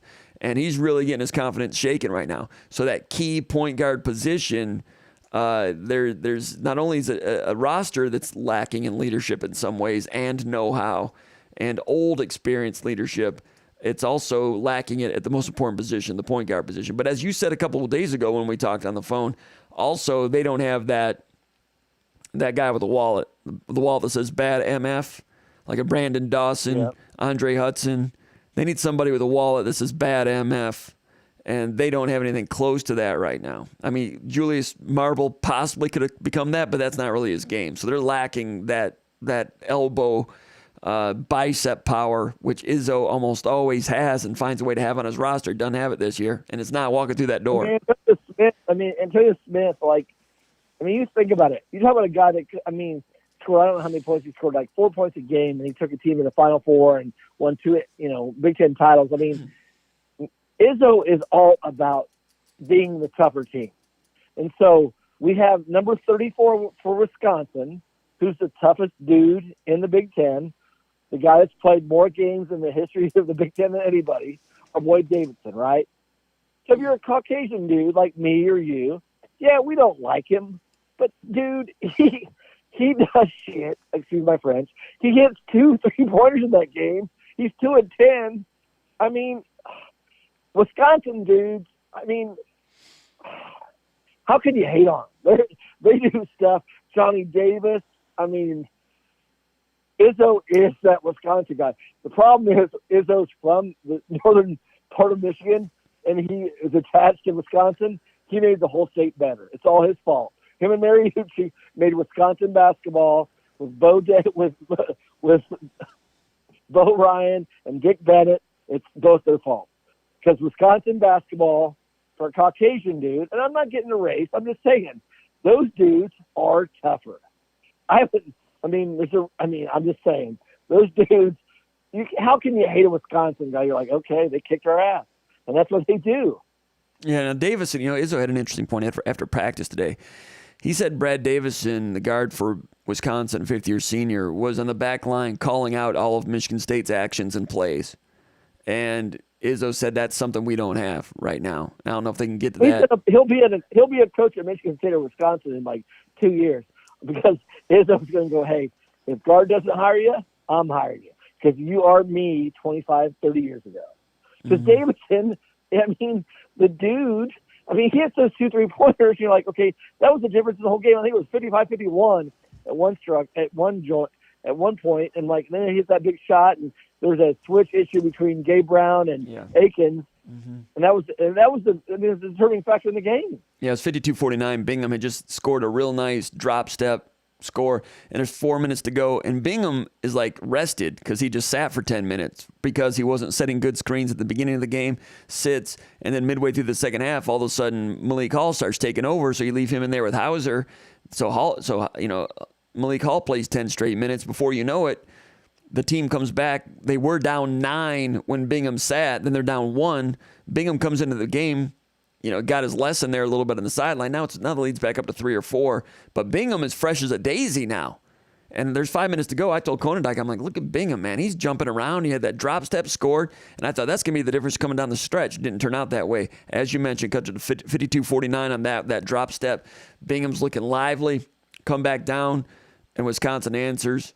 3-pointer. Davison, 55-49, and that game was different the rest of the way, and you're exactly right. Wrote about it in the Hoop feed. Miscommunication between Gabe Brown and Jaden Akins. Jaden Akins, I think there's a down screen, and Gabe Brown's guy, there's Davison. Gabe Brown's guarding Davison. It's a down screen, and Davison yells switch up to Akins. comes up, Akins doesn't see it. Akins reacts back down to the guy he was guarding, so he's still on his guy, and Gabe Brown's on this guy. So you have two guys guarding one guy, and Davison's wide open. That's all the window you need. Davison, who didn't have a very good shooting night, hits that three-pointer, and it was different the rest of the game. What's that? He was 2 of 10. Yeah, watching Wisconsin prior to the first game, I thought that Davison's been around for a long time, but I thought Davison shot too much. I always thought for this Wisconsin team that 3 or 4 of the shots that Davison takes, Wall should be shooting. Now, in the first game, Wall didn't play. Davison this time around, the first game, Davison hit some shots late, brought him back, made the score more respectable. Now, maybe a lot of Davison's shots are end of shot clocks where somebody's got to shoot, but there's other times when he launches when I think they'd be better served getting it to Wall. But I don't need to be coaching their team. As far as Michigan State goes. Izzo doesn't like to dig, though. Izzo does not like to dig when there's a big one-on-one. He does not like to dig and then, set up for somebody like Davison to set up for, like, an uncontested three. So, I mean, that's what it comes down to. And then you get the problem is Johnny Davis shooting the ball or is Brad Davison shooting the ball? That's the issue. Because Johnny Davis is probably one of the top 3 or 4 players in the United States right now. He's going to be a top 5 draft pick. I mean, like where do they find him from? Like, no one even talks about that guy. I don't like know. Johnny Davis, like from La Crosse Central, like he has a twin brother. I'm like, that guy's the best player in the Big Ten by far. I mean, he's right there with Jaden Ivey from Purdue. So here's a true story. So Todd Hensley, who runs the Speech organization, right? Indy Heat, right? I sent him a text. I go about 3-4 weeks ago. I go, dude, you're the worst AAU program in the country. So Jaden Ivey is on your team with Caleb First, and you guys can't win the Peach Jam. He goes, it wasn't my fault. We only had like 7 or 8 guys. I mean, Jaden Ivey, I don't know if you watched him the other night against freaking Illinois, but that dude, I mean, he's like John Morant. I mean, fast. He covers ground. He's fast. He's still he's still harnessing his game. His game is he's still a 2-year-old thoroughbred. You know what I mean? He's not harnessed the whole thing, but he's got horsepower. Newbert, your boy from Gold and Black over there, Black and Gold over there, Purdue, does a great job just like you do. I sent him a text. I go, what was going on? He goes, he wasn't half the player in high school that he is now. And I swear to God, he scored like 17 points against Illinois the other night, and it was like he didn't even try. He had 2 points in the first half, and then he just took the game over. Yeah. I mean, the Big Ten hasn't seen a player like him since probably like Jim Jackson, in my opinion. He's fast. He's fast like, but he's got that handle. He covers ground. Who was the dude in Indiana I used to talk about that was fast that ended up being real good late in his career, pretty good in the NBA right now? Just fast, wing forward that could just cover ground. But Ivey's the type of guy that could be a lot better 5 weeks from now than he is right now. He's a guy ridiculous. That's why I think Purdue might win the whole thing. Purdue gets better by the minute. Like, they were good so early. Did they win? Did they beat Michigan tonight? They were losing to Michigan, I didn't see it. I'm hoping they did because I had a wager on that one. I haven't seen it on that one. You still there? Yeah, I'm here. Yeah. What's the score? Well, they were there. Michigan was up 8 at halftime. Let's see here. Uh-oh. Yeah. That's good for me. Michigan's up by like 16, 78-52. 3 minutes to Okay, go. I should have known better. It's the old rule. You play on Tuesday, you're not going to win on Thursday. Well, and Michigan is playing all these games in a row also. And I said between February 1st and 11th, Michigan would start losing some games because they have so many games in a row. But Purdue had some games in a row now, too. And I mentioned this earlier in the show, that this is the reciprocal of what Michigan State did against Michigan last year. Michigan beat Michigan State handily at Chrysler, functionally won a share of the title, right? Then they played again, 6 days later at Breslin? Remember, Michigan State needed to win to get the NCAA tournament? If you have a rematch and it's at home and the other group of college kids, they're not respecting you, that worked to Michigan State's advantage in that rematch. This worked to Michigan's advantage. I just wasn't sure if Michigan State, I wasn't sure what the Wolverines would have in the gas tank. That being said, the Wolverines played Purdue tough a week ago. Did they not? Losing by 6? They did. Like 3. So they give them everything. This did not surprise me. And today after practice, Izzo kind of predicted that this was going to happen. But I wish I had colleges place this wager. I'm surprised that Michigan, with their small playing group, playing all these games in a row, is, they eked out that win at Penn State, which was big. Now this one, this game puts them in the tournament almost if they don't fall off the tracks again. This really gives them a jolt, which, Michigan State fans want to keep Michigan out of the tournament because they can get in the tournament, they can win a couple of games. And, no Michigan State fans need to see that. I mean, they have dudes, exactly, but, I mean, the freshman power forward, 6'10", what's his name? I forget their name. Diabate? Yeah, Diabate. Diabate in the first Michigan State game. He's a problem, though, because he's so quick twitch. I mean, you don't have any guys like him. I was impressed against Michigan State the way he out-rebounded Marble, out-rebounded Bingham, out-rebounded Hauser, and he did it by making first contact and getting his rear end lower than their rear end, making low contact, first contact, low man wins, position, old-fashioned position. A freshman from Paris, France, in the Michigan State game, out-rebounding Michigan State guys with effort and technique. Izzo, after he saw that film, wanted to just, fumigate the arena. To his credit, Diabate came in and did that. So, I mean, he's got ability, obviously, and Dickinson's got ability and all that crap. But throughout the Big Ten, I mean, you mentioned the guys at Rutgers with Geo Baker, his ability to drive against Ohio State the other night. Big, strong, fifth-year seniors, guys that have athletic ability, skill, spent some time in the game, spent this time in the weight room. Now Baker's playing well, and, Harper's playing well, and Mulcahy, or whatever his name is, Mulhaney. Exactly. That dude, dude is he so knows his nifty. place. He knows his place. There was a key point in that Ohio State game where Mulhaney didn't take a shot. He had open three-pointer, turned it down to try to get something later, and Geo Baker hit a 16-footer. A tougher shot later, but the wisdom of second refusal on that one. So, His college coach, though, no one gives Pico enough credit. That dude can coach some basketball.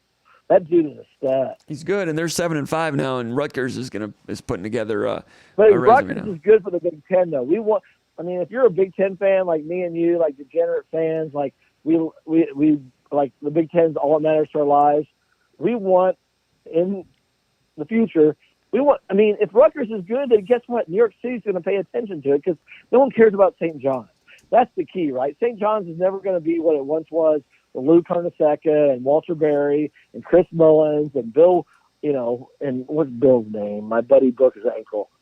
Wennington? What's his name?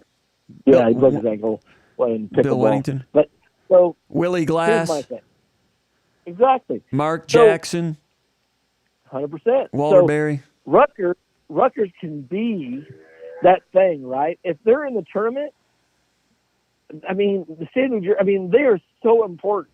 We realize that Maryland just has given up, right? They're just like, okay, we've given up. We're going to fire a coach, 9-7, but we don't know why we fired him. Yeah, because we just fired him, right? Because we think Gary Williams or Lefty Giselle or Len Bias going to walk through that door, right? Rutgers doesn't have that attitude. Rutgers is blue collar like the rest of the Big Ten. Problem is with Maryland is they think they're like North Carolina and Duke. No, David Thompson, Len Elmore, Tom Burleson, Tim Starr, they're not walking through that door. So people understand, Rutgers is a team that me and you, the blue collar Big Ten fans, we're going to cheer for. Yeah, we don't like Shiano, but you know what? We're going to cheer for them over the Oxley any day of the week. I'm sorry. Over who? Over Loxley. I'm always going to cheer for Rutgers before I am Maryland. Rutgers cracks me up a little bit. I do. I kind of appreciate them. Now, if they start winning, they might get on my nerves. But I appreciate the rack. I appreciate the crowd there. They got the correct capacity for that place because it's lively. It's not too big and too new. It's kind of, it's small. It's loud. And those guys appreciate some blue-collar basketball, and they're coming together nicely. Now, in terms of St. John's, New York City high school basketball is not what it was in the late 70s, early 80s, so St. John's... What I want, it'll never be the same. So St. John's St. John's can't get that. Now, Rutgers can get a little bit of that, but Rutgers can also get into New Jersey and some Pennsylvania guys. It doesn't have to be all New York City guys. But New York City, that ship has sailed for high school basketball. They simply don't have enough courts in that city. Well, they just don't care about it. They're not going to put the money in. The thing is, there's no room. There's no room for new courts. Like they're using old courts with balconies in the corner that leak and things like that. The nice courts are in Atlanta and down there in Houston and Dallas. The new stuff, the new courts with the population basis, with the athletic population. How about Rutgers? Pico. If the Spartans aren't winning, I want Rutgers and I want Geo Baker. I want Ron Harper Jr. That's who I want winning. Sorry. All right. What about the Spartans now? Is there any hope 'cause this is what Izzo is freaking out about, and I mentioned this earlier in the show, is usually whatever he emphasizes, the team is better at in the next game. Win or lose, you emphasize something, like he always says, whatever you emphasize, you usually get that in the next game. They tried to emphasize toughness and 50-50 balls and rebounding after that near defeat at Maryland 2 weeks ago, a week and a half ago, 65-63. And they barely beat Maryland, getting ready to play Rutgers. They did the war drill 3 times in practice, and Izzo was all excited about it and thought that they would be tougher against Rutgers. They got ran out of the gym and got bumped around by a physically better team, athletically better, just a better team. And Izzo was kind of, upset about that, but thought coming back home, they get rejuvenated and come out and play tougher against Wisconsin. The exact opposite happened. He's been unable to, he's trying to emphasize passion, physicality, and getting on the floor and floor burns and so forth. Even if you lose the game, he at least wants guys out there getting, their teeth chipped a little bit. That's not happening. That's what's making Izzo the most puzzled about this team, is the things he's emphasizing. The old school Michigan State staples are not, this team is not adhering to those things. It's not working with these teams. And we talked about it before. It's probably just lack of physicality. But, he's going to keep going after it. Today he was more upbeat after practice, like he thinks it's going to happen. After the Wisconsin game, I wasn't sure that Izzo thought that it could or would happen. But today, he seems to think it's going to happen. And usually he's right. If he sees a spark or light in the tunnel, it usually happens. But I'm still in the camp of being not so sure. I mean, Michigan State doesn't play downhill, first and foremost. Everything's to the side. If you go back to the Mateen Cleaves days, back in 97, 98, 99, 2000, Michigan State played downhill. I don't know why Sissoko didn't play the other night. I thought he was the one guy that maybe could have chipped somebody's tooth. I don't understand. They've kind of shortened the bench there. They've kind of shortened the bench there, and they've left him behind. Why would you do that in that situation? I know Sissoko. When Sissoko has played in recent games, he's kind of regressing. He's making more mistakes. Regressing. If you're trying to evolve the offensive, you're playbook, right though. That's one thing. You're right. If you want to get somebody to get a cross check, you're right. He's the guy that can chip a tooth, and then all of a sudden that guy's not doing what he did, early on. I don't understand. The fact that he didn't play any minutes, I think Sissoko is the guy from Slapshot and the triplets. He's the guy that no one wants to mess with him. So you got 5 fouls for him in 4 minutes. Go deal with what you got to deal with.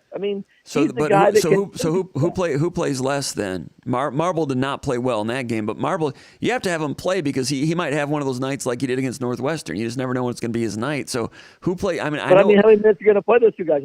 Between Marble, Bingham, and Hall/Hauser at the 5. Mm-hmm. Okay, there's 40 minutes to divide between all those guys. Mm-hmm. Sissoko, you're going to get 5 minutes. Let's just say, hey, you're going to go in there and beat the heck out of anybody that's going to play. Yeah. You're going to kidney shot him. And that's what he's good for. That's where he's at right now. He has so much energy. Yeah, he sets a bad ball screen, he gets offensive foul. The offensive fouls that Marble had early in that game, because Hogger didn't, do a good job of setting it up and, taking his time and let, him set up the screen. And then we got 2 offensive fouls, back to back. That wasn't on, Marble. That was on the fact that, Hogger didn't set it up right. I think Sissoko is the guy that when you're playing those big teams, he's going to give you 4 to 8 minutes of pure heck and let the other team deal with it. In my opinion, that he is that last guy. He's the 11th guy on your scholarship roster. He's going to have to give some kidney punches to the other team in order for Michigan State to have success. Yeah, in this game, Bingham played 20 minutes. Remember Idong Iblock? Idong Iblock back in 2003, 2004, 2005? Yeah. That's what he did. Namick did the same thing. Namick became a good starter and a good. Well, down the road he did, but those big guys, they just need kidney punches, and I think Sissoko can do that. And Marble struggled in this game. Bingham played 20 minutes. Marble played 12, so that's 32 minutes. That gives you 8 more minutes. And Hauser played about 7 or 8 minutes at the 5. And when they played, not good at that. I know, but when Hauser in this game, when Hauser and Malik Hall played together, when they went small, Michigan State made a run in this particular game. I'm not saying that it works out that way all the time, But it's hard to find Sissoko some minutes if Hauser's going to play some minutes at the 5. He's a first half guy, though. All right, He okay. is a First half. Okay. He's a second line guy. He's not a second half guy. He's for those minutes where you want to just establish, when you're playing Wisconsin, it's the physicality, like, okay, they're not going to do this in the second half. You're like, okay, I want a part of that. Yeah. You're not going to play in the critical situations between, minute 28 and 40. You're playing the minutes between minute 16 and 32. You know what I mean? Yeah. And Michigan State had problems like right from the beginning. When we talk about 50-50 loose balls early in the game, like the first possession of the game, Gabe Brown drives, and this was 10 minutes into the game. But after a timeout, Gabe Brown comes in, had the ball poked loose. Wisconsin's Lauren Bowman, freshman, Orchard Lake St. Mary's. It's a loose ball. You got Lauren Bowman from Orchard Lake St. Mary's is like 4 feet from the ball. Tyson Walker's like 5 feet from the ball. Like 90 degrees angle away from the ball, 5 feet away. Bowman immediately dives on the ball, gets it, and gives it to a teammate. Tyson Walker kind of reaches in and doesn't win it. I mean, Michigan State, you dive on the loose ball. Either we're getting it or we're going to tie it up. But the other team is not going to come out with it. The ball's on the ground, diving. And you've got Lauren Bowman, a freshman, in-state kid, and you've got Tyson Walker, transfer. Who got on the ball? Who got on the floor? Who got the floor burn? Who won that 50-50 ball? The freshman from Wisconsin. I mean, you knew Wisconsin wins the scrum. They go down and score. It's 12-8. Little things like that. Now, earlier in the game, Wisconsin took a 2-0 lead when Hauser got outmaneuvered under the rim on that one, just a little bit late on that one. Hauser does some good things, but that one he got outmaneuvered early on. Wisconsin went up 4-0. Marbles in the game. He and Hauser have a miscommunication on who's supposed to double team Johnny Davis in the post. Underneath the basket, guy wide open, 4-0. Michigan State's not a team that double teams a lot, but they double teamed Johnny Davis in the post in this game and had some new things in and fouled it up 2 or 3 times. Izzo said today that on offense that Michigan State had success against Wisconsin the first time around, shot clock plays, ball screen stuff, and he said it was his fault, Izzo's fault, that he relied on that too much in this game. Wisconsin made adjustments, and he didn't make enough adjustments for it. Izzo took some blame on that one. There was one that really bothered me when Wisconsin took a 14-8 lead. Johnny Davis in the post. Marble comes over to double team. I don't know if that was Wall or Davis, but I think it might have been Wall. So how Marble comes over to set a double team. So he comes over and sets a double team in the baseline and bites on a pump fake. When you come over, the way Michigan State does it, if you're double team, which they rarely do, they just want that Drew Namick wall off the area. But instead, shot fake, and boom, Julius Marble, who's not a shot blocker, goes for a shot block, gets and just jumps out of position. So shot fake, split, up and under, layup, and it's that makes it 14-8. I mean, errors that Michigan State does not make, errors that Izzo ball usually gets the opponent to do and beats them with these things. But Wisconsin played that sound, physical basketball, and it might have been ugly at 16-8, but it was beautiful for some of those, Upper Lake Michigan Coast offense players. And then Marble allowed 2 offensive rebounds in the same possession, and all of a sudden Wisconsin's up 16-8, 8:48 to go. So Marble struggled, but I mean Marble could have, you never know when Marble's going to have a good game all of a sudden. So you keep playing these guys, and it's just when he's pushing buttons and putting players in, he just doesn't know what he's going to get from players from night to night. But Christie's got to come back alive.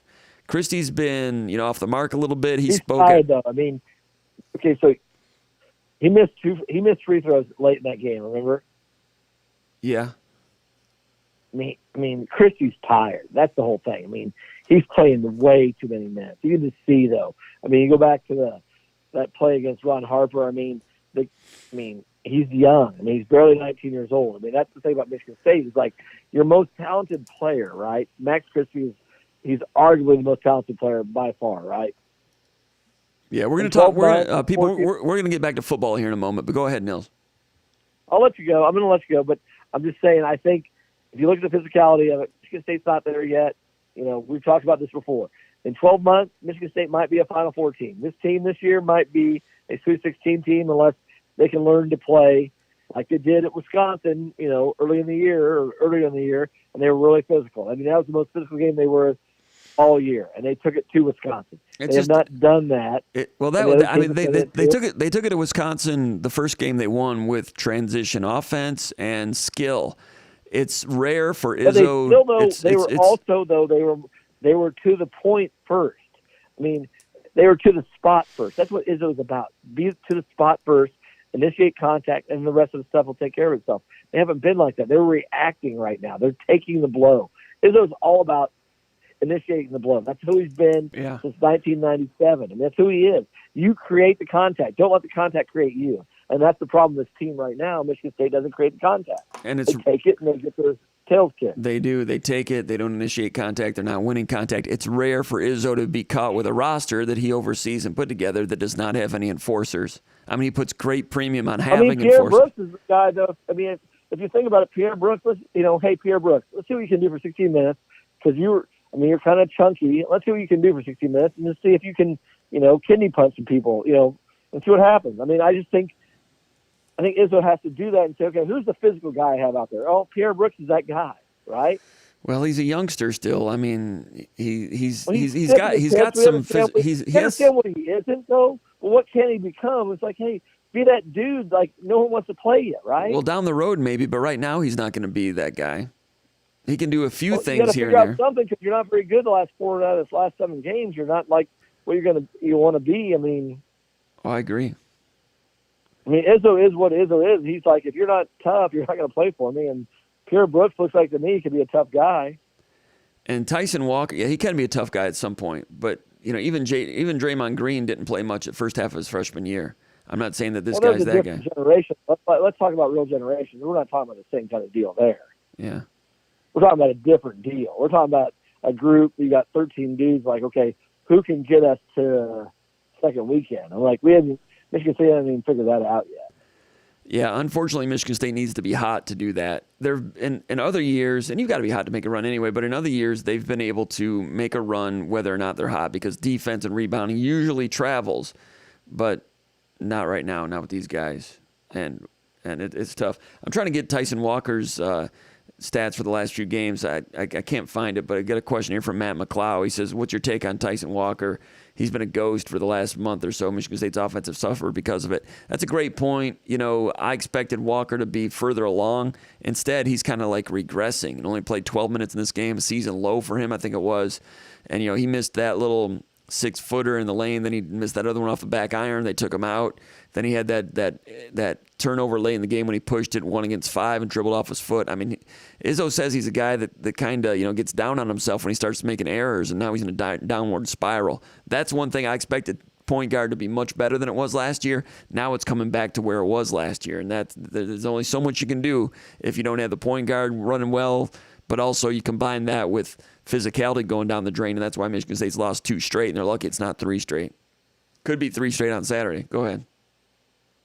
I think the biggest thing is with him, I think his first 4 minutes are critical. If Tyson Walker has a good first 4 minutes, and Michigan State has a good first 4 minutes. Do you change the starting lineup? Do you change the starting lineup? Izzo, I talked about this in the VCast after the game. I think you're making me a 6th man. I mean, Hoggard's tough. I mean, he's from Coatesville, Pennsylvania. Like, what do we always talk about? Ohio and Pennsylvania kids. Can you get any tougher than them? And, Walker, he's one of those guys that he went to Northeastern for a reason, right? Hoggard is from the same town as Rip Hamilton, and in most people's opinion, in Detroit basketball city, Rip Hamilton's the top 5 player that ever lived and played for the Pistons, right? I don't know about that, but maybe. Oh, see, you're not liking it. Okay, top 10. I'll give you top 10, right? All right. Okay, so you got Isaiah, you got Bob Lanier. Okay. Dave Bing, I don't know. Dumars, who put in there? I mean, is Rodman a Hall of Famer? I don't know. But Rip Hamilton, all right, Rip's in there. Go ahead. Okay, I understand. I know you're Mr. Piston, whatever, Detroit guy. But so you understand, like, Walker doesn't have that toughness that Hoggard has. And I think, Hoggard can take the beatings, right? Like, Izzo gets into his tail. He's like, okay, I understand. I did wrong. Walker can't do that. Walker is just into his own head. He makes a mistake. He's over on the bench, and he's more himself than Izzo could ever be. So That's part of it. You know what I mean? He went to Northeastern. He averaged 18 points a game. He averaged, he's Defensive Player of the Year in that CAA. I mean, he's never, in the college game, he's never had the stumbles they've had now. So it's a different deal. Izzo would agree so with maybe you make him a sixth man. I think, people have been clamoring for Malik Hall to start ahead of Hauser. And Hauser's actually, settled into being somewhat consistent. But the problem, like Hauser. I like Hauser where he's at. I like Malik Hall and Walker off the bench because I think they have higher ability than the guys that are starting. So the guys they come and play against, those guys aren't ready for that. I think that's what I mean. You're talking about Hogard and Hall? No, I think Walker has higher ability than Hogard. So here's what you do. Joey Hauser's not the problem, right? Yeah. If he hits 2 out of those 5 3-pointers on Tuesday, Michigan State wins the game, okay? They're in and out, whatever it may be. Maybe his legs weren't there, but they're a good, clean shot. Izzo's done a great job of getting him clean looks, right? He's done a good job defensively. He's tough. He plays 3 minutes at the 5, and that probably wears his legs down late in the game. He's somewhat tough sometimes. The question is whether he should be getting more minutes than Hall, which happens game in and game out, which I think they need to revisit that. And usually when they Izzo lose, wants to play. Izzo wants to play both of them though. At the end of the game, he realizes what he has with that. Parker K says leave You Joey. don't agree? Parker K says leave Joey in the starting lineup, but give Malik more minutes. I agree with that, and I thought that was the construct from the beginning, but it's never quite worked out that way. Well, man, though, you can't be down 9 points to freaking Wisconsin. True. Malik Hall. Izzo usually shuffles the starting lineup after a loss. He's not done that this year for some reason. Maybe now is the time to do it. Plus, I'd like to just see how it balances out differently because Malik Hall does not play together with Bingham very often because when one's going out, one's coming in. And they don't play the same position. One's a 4 and one's a 5, but they don't play together very often. And in terms of offensive productivity, they were your 2 best players against Wisconsin, but they only played 5 minutes together out of 40. So for various reasons, Malik Hall on the court with Hauser is a reason they made their comeback while Bingham was on the bench. And then when Bingham comes back in, Hall's played 11 straight minutes, and that's 6 he's tired. So I wouldn't be surprised if they change the starting lineup, and I'll be intrigued to see what it looks like. What do you expect from Indiana coming in here? I mean, they were playing Indiana in the Big Ten. Everybody's up and down, ebb and flow. Indiana played some of the best defense I've seen all year when they beat Purdue at Assembly Hall in Bloomington earlier in the year, and Indiana has not matched that same defense since then. For obvious reasons, that's a rivalry game. But at that time, statistically, they were the best defense in the Big Ten. But Indiana's not played defense like that since then. They've shorthanded against Penn State the other night. You have your ear to the ground on Hoosier basketball. What do you think? What's Indiana going to bring on Saturday? Are they going to be any good? I mean, I think Michigan State's offense is going to be exactly the opposite of what it was the other day because Kessler's on the other bench. A guy that sat on Izzo's bench for 10 years. I mean, has that ever happened in the history of the Big Ten where you have a guy that was on your bench for 10 years and he went to another school that you took over in terms of history of the best program in the conference, right? Your boy from Clarkson, Michigan, our buddy Dane Fife, like he doesn't know what Izzo's going to try to do. That's my whole thing. This is going to be like 32-30, this game, right? Because Dane Fife has his scout this week. Yes. For sure. That's what Izzo said and after practice. Has a scout for Indiana. So it's going to be Wojcik versus Izzo. Wojcik versus Fife. I'm thinking 32-31. Could happen. And Jimmy Plum and Jimmy Rail or Bobby Plum's going to hit a 3-pointer to win it for Milan in the Hoosiers. Sounds good, Nils. I appreciate your time, man. Appreciate you checking in with us. You be good. We'll talk to you next time. All right, Nils? Appreciate you, JC. You're the best. There you go. Thanks. Hey, by the way, yeah, Spartans are going to miss out on a guy that's going to commit to Purdue soon. I'm kind of bummed. I wish Saheed, when my nephew dominates the Spartans, they're going to have to hear about it because all I know is I tried my best. Talking about Winston Berglund, a really good linebacker from Carmel, Indiana, offers from Northwestern, Wake Forest, Purdue. Now he's going to commit to the Boilermakers here pretty soon. Probably. Don't put it out there yet. But I think it's going to happen. You're kind of on worldwide radio right now. I know. It's kind of out there. I wish Coach Tucker would just drive down, go down there and see the kid because he's his type of kid. That's fine. I understand. All right, man. That's okay. I'm good at I told you so when I see that when, the Nick Foles, the Darius Dark, Kerry Hiders, those types. don't worry, I'll put a big billboard out there. Don't worry about it. We'll be good. All right. I appreciate it, Nils. We'll talk to you soon. There he goes, Nils Deco. Great to hear from Nils. We're going to go back over here to the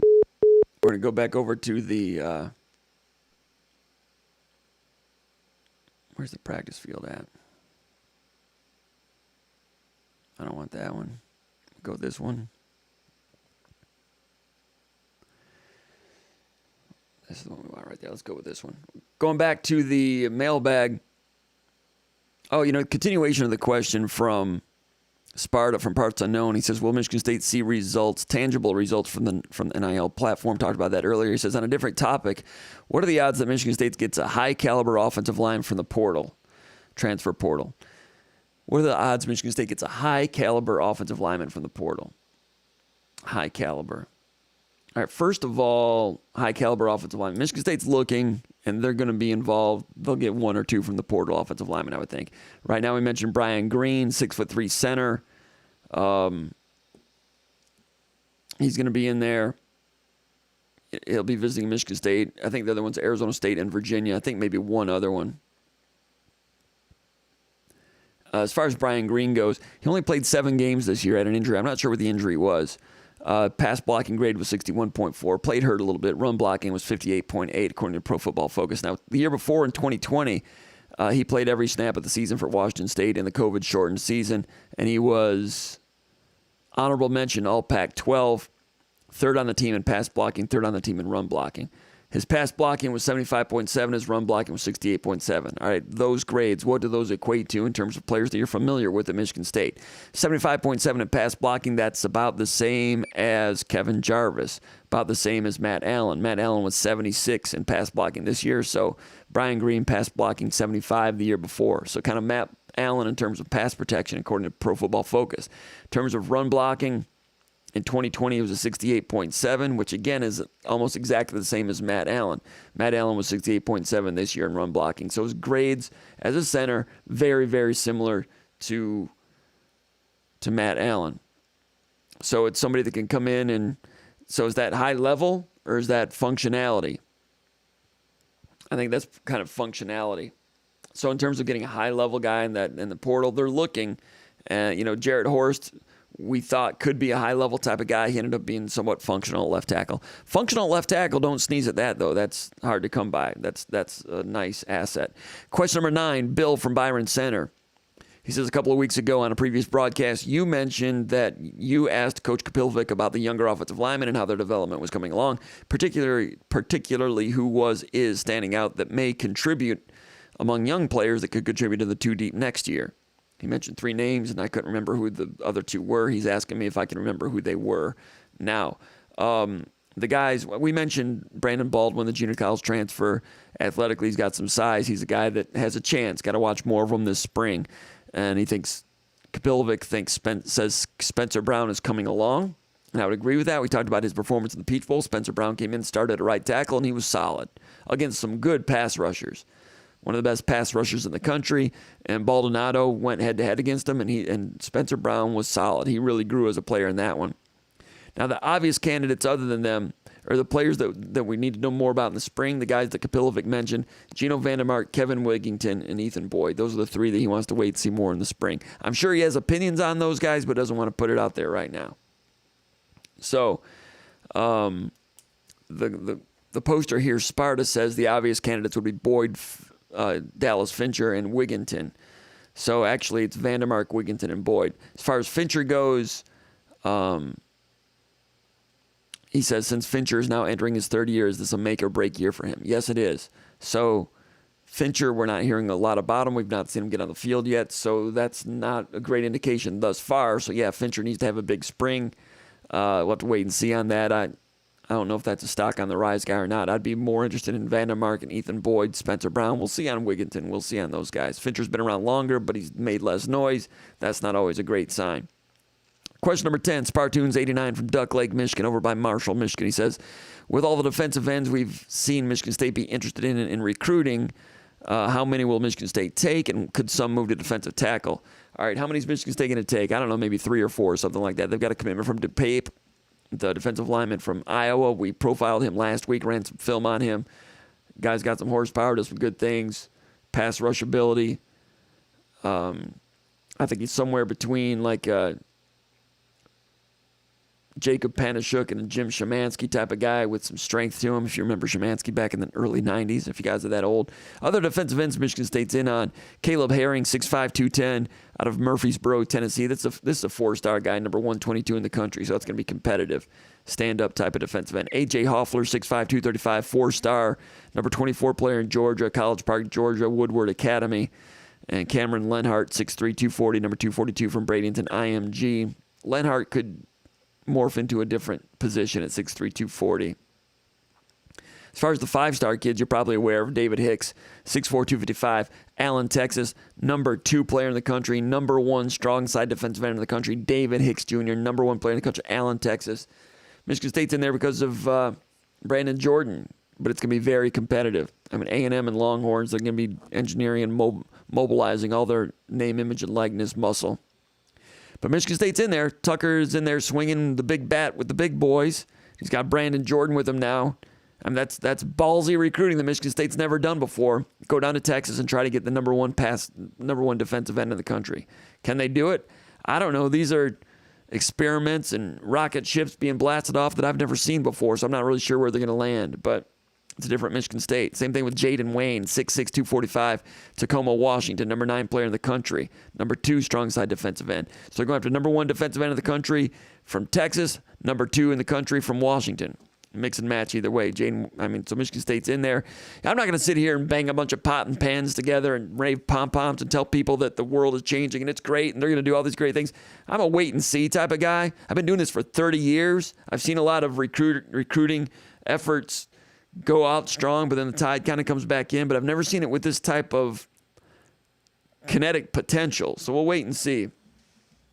And I was not the guy last year that was telling you Drew Jordan was going to be great. I was like, he's okay. I told you they had trouble against North Carolina. A lot of people are like, whenever there's a new player that's committed to Michigan State, they're like, this guy's great. This guy's going to change everything. Dude, I've been doing it for 30 years. Hold your horses, pump the brakes. All right. Victor Burley, 6'4", 275, Warner Robins, Georgia, number 47 player in the nation. Now, Jason Killip reports that that he spoke with Victor Burley today, and Burley says that Mel Tucker's been talking to him, and Burley's listening. That's a guy from Georgia, number 47 in the country. So these are big timers. Michigan State's going after them. But those guys, this is big talent, and you want as much as you can into the pool. But just because somebody's 4 stars like Harold Joyner, everybody was like doing handsprings because Michigan State got a 4-star, but the guy was 3rd string at Auburn. People forget that part of it. But here at Spartan Live, we're pumping the brakes. Chill, have some dip. It's a process. Quaveres Crouch, people doing handsprings. This guy's going to change everything. It's going to change everything. Easy. Chill, have some dip, wait and see. It's better to get some of those guys than others, but for people to just think that just because you get a guy with stars next to his name that it's going to change everything. You see these people going to the portal? Kalen Gervin, Trenton Gillison, Chase Klein. Check out how many stars those guys had. Question number 11, Schnitzel from East Lansing says, any information coming soon regarding the new football facility? Like I said, there's a Board of Trustees meeting tomorrow. I don't know if there's going to be part of that in the meeting tomorrow, but I'll look into that and I'll find out what's going on with the building. A lot of people asking questions about the building. I didn't realize that that's something people care about right now. It's off season. I understand it. I should have looked ahead of that with my news judgment and figured that out. Question number 12.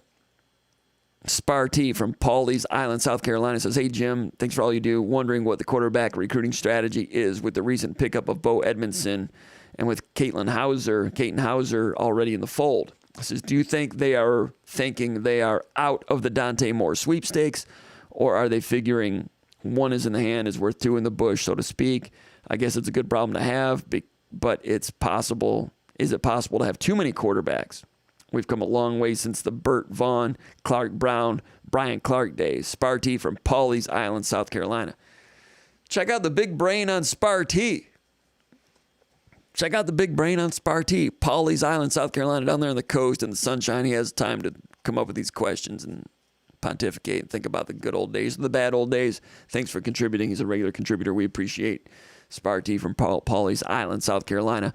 The answer, Michigan State's still recruiting Dante Moore as hard as ever and expressed to him, hey, we still love you. You're our guy.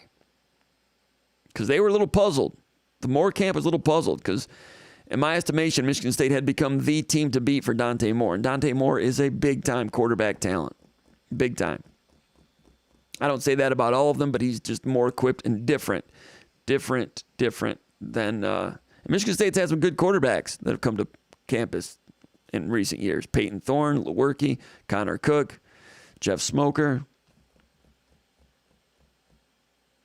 Andrew, Tyler, didn't pan out so great. Damian, didn't pan out so. Nothing, no disrespect. What's Andrew's name? Detroit area guy. I forget these guys' names.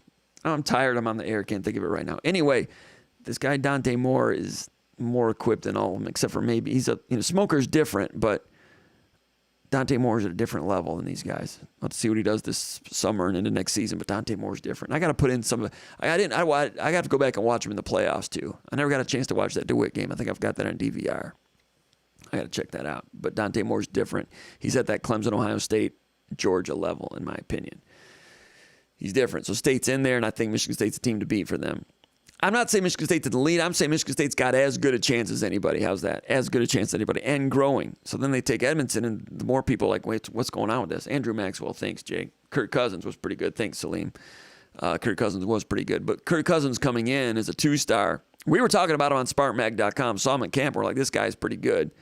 And we didn't want him to be like Chad Somerville. Chad Somerville was a guy at Mason, Michigan, who we thought was pretty good, but we were covering it, and we were told to keep. We could cover camp and watch it, but we couldn't divulge secrets, and Somerville was considered a secret, so we didn't write about him. And then State didn't take him, and then Somerville ended up, I think, in Grand Valley, and I think he was okay at Grand Valley or Saginaw Valley. But I thought Somerville, I thought that guy could be like a Division I recruit, like a MAC recruit, but they didn't want anyone talking about him. But when we saw Kirk Cousins, I told Konadike and I told Dorsey, I said, if we get to December and nobody's recruiting Cousins, we're going to call him up and do a story on him because he's good enough and he needs to be on the radar a little bit, even if Michigan State doesn't get him. And along around that time was at the time of the coaching change, and he was leaning toward Western or maybe Colorado coaching change. Kirk Cousins ends up at Michigan State, first class for Mark D'Antonio. But we wrote about Cousins, and we weren't going to keep that one a secret. It's a different coaching staff. But we saw Cousins as a skinny 2-star, slinging it out there and almost going tit for tat with Keith Nickel. Keith Nickel was like a 4-star, like a national top 150, I think. Keith Nickel was good, and Keith Nickel was very good at the T-shirt camps, good quarterback. But Cousins was like almost right there, and no one knew who Cousins was because he was injured as a junior. He comes in shorts and a T-shirt, skinny kid, he's flinging around. You know what Kirk Cousins is now. It's an NFL talent that was just on the cusp. And you know what I say about Nickel, too. I think Nickel might have been an NFL quarterback. Just things didn't work out. Ended up, if he would have transferred one more time, he could have been an NFL quarterback. To his credit, he stayed at Michigan State, pumped some iron, became a wide receiver, became an important part of a championship team. So Keith Nickel, one of the all-time great Spartans, in my opinion. Anyway, Sparty, bringing up Burt Vaughn, Clark Brown, and Brian Clark. It's going back a ways. Clark Brown, that was 1981, right? Brian Clark, son of Monty Clark, Lions coach at the time, right? That is a long time ago. But Dante Moore, Michigan State's still in there. They're still in the sweepstakes. And the feathers were ruffled a little bit, but Michigan State, I think, smoothed it out, and everything's going all right there. Edmonton, in my estimation, it's like a placeholder deal. I mean, Edmonton's a good talent coming out of Texas. It's impressive that he came to Michigan State. It's impressive that he wanted to go ahead and cast his lot with Michigan State at this point, but there's a lot of recruitment to go. Could more teams come in after Edmonton and change things? Yes. Could Dante Moore circle back and end up with Michigan State? Yes. And what would that do with Edmonton? It could throw everything back into the Yahtzee Cup. Caden Hauser was committed to Boise State at one time, remember? Peyton Thorne was committed to Western Michigan at one time. So that stuff could all get rejumbled again. But for now, bird in the hand, two in the bush, kind of. But I don't think that all the chapters have been written on that one yet. Matt in Springfield. I assume Springfield, Michigan. Is there a Springfield, Michigan? I know there's a Springfield Township over by White Lake, but I don't know what Springfield is. He just put Springfield. He says, will Notre Dame ever return to the Michigan State schedule annually, or at least more than a home and home once a decade? Would dropping to 8 Big Ten games help, or is the issue more on the Notre Dame side? Good question. The answer is it's more on the Notre Dame side. I mean, Notre Dame's got the contract with the ACC. They're playing 5 ACC games a year. Then they're playing USC every year and Stanford and Navy. Then they're playing 2 cupcakes. That's 10 games. So there's room for 2 more. They're going to have like a national flavor of the year type of game. This year, Notre Dame's playing Ohio State and I think Brigham Young and California, because I don't think they're playing Stanford this year. Is that right? The year after that, they're playing Ohio State and one opponent to be announced. And in 2024, they're playing A&M. By the way, in 2023, they're playing Central Michigan. So the Chippewas are going to be going down to South Bend. That'll be fun for them. But Purdue is coming back on Notre Dame's schedule in 24, 25, 26, 27, 28.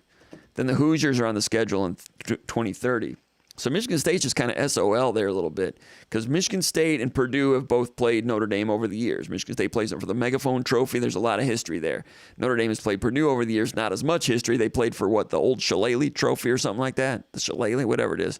I think that's what they play for.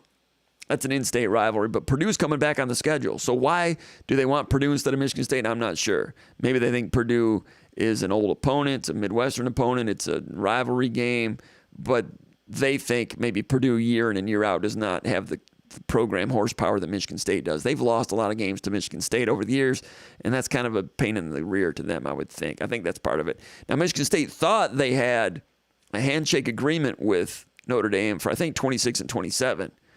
And it was on Michigan State's website that Notre Dame was going to be playing Michigan State, and now that's kind of come off their website. So it was a handshake agreement with Hollis. Hollis isn't there anymore. I don't know if I don't think it ever made it to the contract. I'm not sure. So, yeah, Michigan State would love to play Notre Dame, and that's what's the problem with. I heard on the Stout Show today people were complaining about the Michigan State home schedule for next year. I mean, they're playing Ohio State at home. They're playing Wisconsin at home. That doesn't sound too bad to me, but here's the deal. It used to be for years, for 50 years, when Michigan first started playing Michigan State home and home in the 1950s, when it was mandated, when Michigan State was allowed into the Big Ten over Michigan's arguments. Michigan State got into the Big Ten. Then it had to become home and home. It was set up, Michigan State would set up their schedule, so one year they would play, like, it was odd years, 93, 91, 95, 79, 77. And on back, they played Michigan at home every year, and they played at Notre Dame. Then the next year, beat Notre Dame at home and Michigan on the road. So if you're a season ticket holder, every year you would get Michigan or Notre Dame. If you had Michigan State season tickets, you would see one or the other. You'd get the Notre Dame game or the Michigan game. Notre Dame drops off the schedule. Now there's that imbalance. Every other year you get Ohio State and Michigan. It's not quite the same. Ohio State, I guess, should be looked at, but Michigan State has beaten Ohio State more than most teams, but it's usually not a feel-good, happy day. Whereas Notre Dame, even when they were good, they'd come to visit in September, and that's like a bowl game in September. I mean, the Ohio State rivalry is good, but it seems like that Notre Dame game, there's just something more sunshine and happy about it, that you had an opportunity. Michigan State won that game more often than they beat Ohio State. And if you lose, it's not a conference game. You lose in September, it's still, everything's good. When you lose to Ohio State, it's later in the year and it's devastating and you get blown out. It's a tough deal, right? And Ohio State fans come to East Lansing and just people don't get along. It's grouchy, all that stuff. Having Ohio State on every other year with the Michigan game, that provides something to the schedule, but that's kind of, it's not as special. So next year, Michigan State goes on the road to play Washington. So it's a strange year in which Michigan State plays a non-conference, major conference game. You have one of those every year. This year is the Hurricanes. Next year it's Washington. It's very, very, very, very rare that the one non-conference premier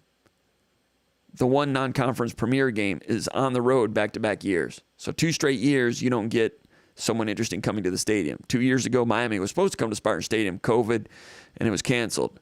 So when they schedule things, it's hard to get those puzzles matched in. So they scheduled Washington, but it seems like that Washington game maybe should have been Washington at home this year and then Washington on the road the following year.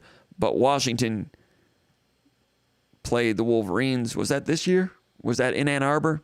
So that's probably why Washington didn't want to go back-to-back going to the state of Michigan 2 straight years. So that's the way that worked out. So not only is Notre Dame not on the schedule, but the non-conference game is on the road. And it's tough for the schedule because down the road, the non-conference game, it was Miami, which was interesting. That turned out to be a great win for Michigan State. In the future, it's a home and home with Boston College. I mean, that's winnable, but it's not like having Notre Dame on the home schedule, right? I mean, you go back to 1995, Michigan State had Boston College and Notre Dame on the schedule. Two major non-conference games. That's back when Perlis was scheduling aggressively. Now, when the Big Ten gets revamped and they're going to go back to an 8-game schedule, and they're going to have the Big Ten, ACC, Big 12, Pac-12 alliance. So you're going to have a home and home with 2 major conference teams, but it's going to be like Oregon State and Wake Forest, North Carolina, and Iowa State. I mean, there's some flavor in that, but I don't know. Part of me would just rather see a 9th Big Ten game still. Definitely would rather see Notre Dame. I mean, some people thought it was good Notre Dame was going off the schedule because it gave Michigan State a chance to have more variety to, schedule someone interesting. Okay, so you played Miami once. But other than that, on a year in and year out basis, there's it's really not a wide variety of programs across the country that you can get in for that game because a lot of other teams around the country already have non-conference rivalry games in other conferences. For instance, Florida State always plays Florida. It's a non-conference game. You're not getting either one of those. Georgia always plays Georgia Tech. You're not getting either one of those, even though Georgia will schedule a little bit more because Georgia Tech's easy to beat. Clemson and South Carolina play each other in non-conference games. You're not getting either one of those. Not that that would be great anyway. I mean, Clemson would be interesting, but maybe you still could get Clemson when they do the what people are expecting to happen with the 4-conference alliance. Maybe you could see Clemson come in, but get in line to get ready to play Clemson because I could see Michigan State getting matched up with Clemson because they'll have Clemson play Michigan and Ohio State here and there, but they're not going to want Clemson out the chute, right from the beginning, playing the heavy hitters right away. Clemson's not afraid to do that. They scheduled Georgia, credit to them for doing that, in addition to their South Carolina game, and Georgia scheduled Clemson in addition to their Georgia Tech game. But but Georgia knows they're beating Georgia Tech, and Clemson knows they're beating South Carolina, so they played each other to, just to test each other. Might have helped Georgia have the season that they had, that they played Clemson early in the year. So Clemson offers some intrigue. Florida State could, Miami again, Virginia Tech. Somewhat interesting. I mean, USC back in there a little bit, but get in line because, those teams are going to have to go play what's left of the Big 12 also. Anyway, it's Notre Dame that doesn't want to play Michigan State. You can see why. I went through their schedule. They're going to want to play. For non-conference games, they got Ohio State the next 2 years. They got A&M coming up at 24. Alabama comes on the schedule in 2030 for Notre Dame, and Florida comes on the schedule in 2031. Those are the type of teams that when Notre Dame plays a key non-conference game, do they want to play Alabama or Florida in 2030, or do they want to renew the Michigan State rivalry? I think they want to go down south and play some southern teams and get a little more bang down there. All right, question number 14. Jim, you are up against the Wolverine Rivals.com team in football, first, and basketball, second. SpartanMag against Wolverine. Where do you play these 5 guys on your football team and then basketball team? Assume you fill the rest of the football team with scrubs from SpartanMag. He wants to know about Comparoni, Konadike, Noah Sprunger, Jason Killip, Matt Dorsey. I'm going to put Ricardo Cooney in there also, and Rico Beard and Mark Feather. I'm second string quarterback, holding the clipboard with the baseball hat on. Dorsey's my quarterback, but I can come in and run around a little bit and throw it around a little bit. I'll probably make mistakes, and I can only take about 1 hit and I'm done. But Dorsey could also be wide receiver. Dorsey's very good in adult flag football. Played for some really good adult flag football teams. Plus, he has experience playing some club rugby at Michigan State. So Dorsey, I might have him doing a little bit of everything. But I got Cooney and Beard down there in the line. They're dirty. They're trading punches. They're brawlers down in there. And I might be able to hit Rico Beard on a tackle eligible for a touchdown at some point. Konadike's playing tight end. He's playing dirty. Sprunger and Killip are my young guys. They're my athletes. I have to get them on practice field, see what they can do. But they're going to be out on the perimeter providing some speed. Basketball, I'm running the point. I'm dribbling it off my foot. Konadike's down low. playing like, Cravencroft from Wisconsin or one of those guys will be elbowing, biting people down there. I got to believe Sprunger and Killip are my wings. They're young. They're running the lanes. They're shooting. I'm thinking I got Dorsey playing the four, stretch four, shooting once in a while. That's what I got. And I'm old, so don't expect much. Question number 15, Jofel says, he says the read on 2021 true freshman is a bit cloudy, Jofel says. Back in the old days, we would hear about how some of them were progressing. Any rumblings from the staff on young players that might be taking a next step in their progression and their player development? He says, I sense this spring might be more eventful than others in that regard, although not the spring game per se. That's from Jofel. It's a good question, and what he's alluding to is back in the old Spartan magazine days, a lot of what we did was player development. We'd get a lot of quotes from assistant coaches about players that were third and fourth string, like the freshmen, like who's looking good among freshmen. That information is not as available anymore for a number of reasons. First of all, with COVID, we've not had a chance to interview coaches as they come off the practice field like we used to in the old days. We used to get one-on-one opportunities to interview coaches. That's not as available now. We'll look into trying to do that in a different way here in the coming days. But COVID had something to do with that, and I agree with you. That type of player development story, it's what we used to specialize in, and we'd like to get back there when we get a chance. We try to interview coaches a little bit, like coming out of bowl practice, and we got a little bit of that here and there, but even bowl practice is not what it used to be in terms of the number of practices. Secondly, in the transfer portal era, things are different in that regard also. 6, 7, 10 years ago, when we would interview assistant coaches during the bowl practices, they would talk about the freshman class, that they would get a chance to flip-flop and cross-train in the first week of December. They'd talk about who's looking good. And also, redshirt freshmen or second and third year players that are second string. But nowadays, quite frankly, there might be some guys that they don't, back then they might want to say good, they would say, previous staffs, they would say good things about some of the third stringers just to give them a little, let them know that they saw that they were playing well and let them read about themselves possibly here and there. Nowadays, players are getting shuffled in and shuffled out. They may not want, I'm not speaking for the coaches, but they may not want the public to think somebody's good, and they don't want the player to think he's good because that guy's going to be going to the portal soon. Or they might be recruiting somebody to the portal later, and they don't want a portal guy to read about some second-string sophomore that's looking good lower in the depth chart. So it's different because of the portal, and it's been different because of COVID and access. So because we don't have like that casual access after practice. Maybe things get back to normal, but we have not stopped. At Spartan Magazine as a news organization, SpartanMag.com, we have not stopped. We've not ended our interest in trying to provide that information, and we're trying to get back to that some way. It's just a little different these days. Bill in Stillwater, North Carolina says, New York, I'm sorry. Bill says, is Trey Holloman capable of starting at point guard next year as an incoming freshman? Holloman's got some strength to him. He's got some niftiness to his game, but he's got, in terms of shot percentage, he'll have some things to learn. I'm going to say no. I don't think he would start in front of Tyson Walker and A.J. Hogarth next year. They'll bring him along. I don't think he's quite up to that level. Could be wrong, but I don't think so. Brez Perez says, why won't Notre Dame play Michigan State in basketball? All right, Izzo's answered this question for 30 years. Michigan State used to play Notre Dame in basketball like in the 70s and 60s and 50s all the time. But Notre Dame, you only have like five. Notre Dame only wants to play like 5 non-conference games. They've got the ACC schedule.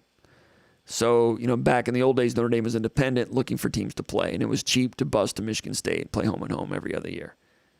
But now they've got the ACC schedule. So they're playing all the ACC teams. So that leaves Notre Dame with like 5 dance partners. They got the ACC Big Ten Challenge. That's when Michigan State plays Notre Dame once in a while in the ACC Big Ten Challenge.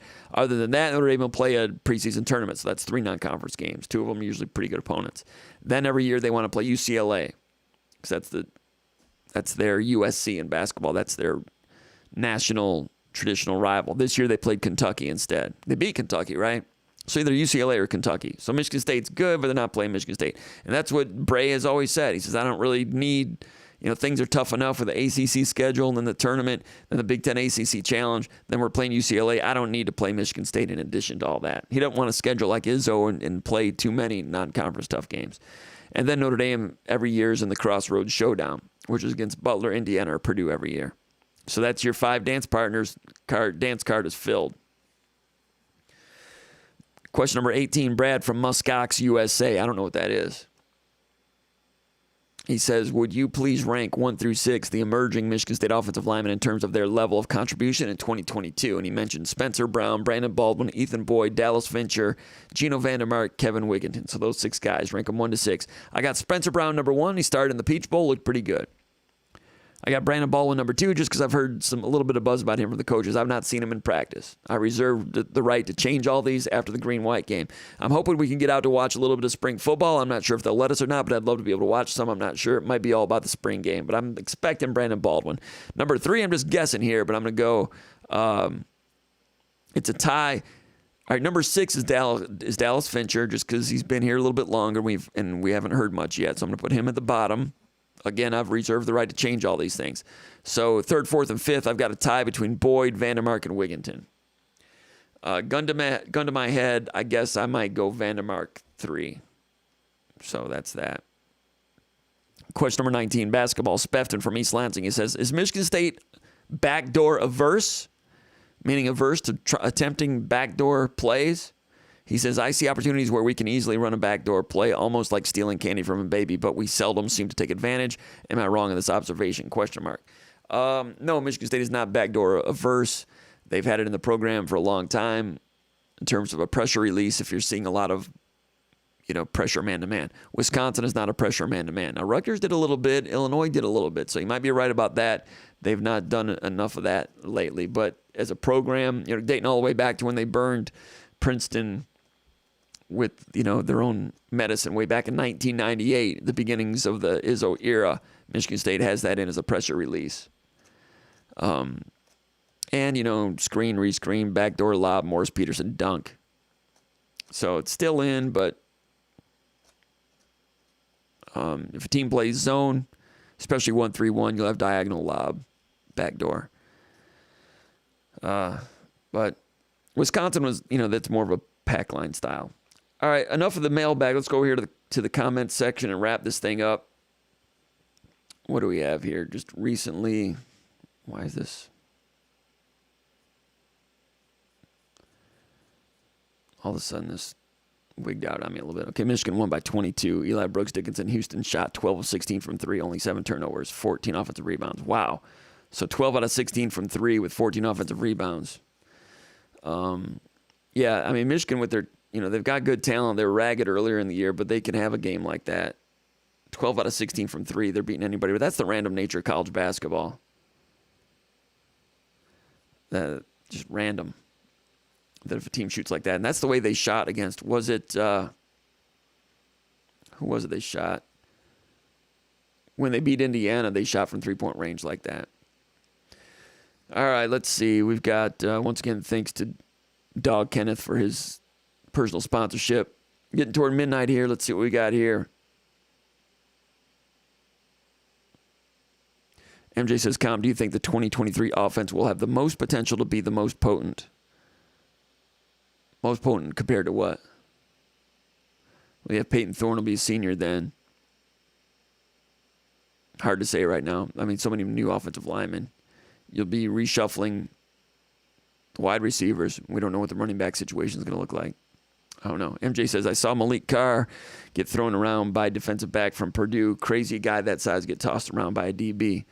I'm not sure I saw that. I'm not saying you're wrong, but now Malik Carr, early when he was starting to get playing time, his blocking at the tight end position, he was giving effort, but it wasn't so great. Got a little bit better as the year went along. MJ's from Hong Kong, MSU alumni 07. Thanks, MJ. Great to have you here. Noah Sprunger checking in. This is a long time ago. This is like an hour and a half ago. Great to hear from Noah. Doing a great job as an intern for SpartanMag.com. Really creating a following, and he's doing a great job. He and Jason Killa both doing a great job. We're glad to have them on the team and making an impact at SpartanMag.com, with the web community at SpartanMag.com. Great to have Noah here. Stroker is here, present and accounted for. Stroker, I invited him to the proceedings earlier. And again, I'm just getting to this a couple hours later. He's in Illinois, so it's 10:40 there. Maybe he's still awake, I'm not sure. But Stroker was in town with some of our other friends this weekend, and we went a few places. We went over to Harper's, and that place is in they kind of need to work on the bathroom over there a little bit. Went to the Riv, too. We were the old people that came in at like 8:30 and well lubricated. And it wasn't just guys either. It was guys and wives. And I got to say, the ladies in our crew did really, really well. Did really well. It was fun. Spent a little time over at Crunchies also. Had a great time. Would like to do it again tomorrow, but I think it's just once every few years. John Elk says, doing Disney with the family this week, wearing my MSU gear, getting a lot of Go Green.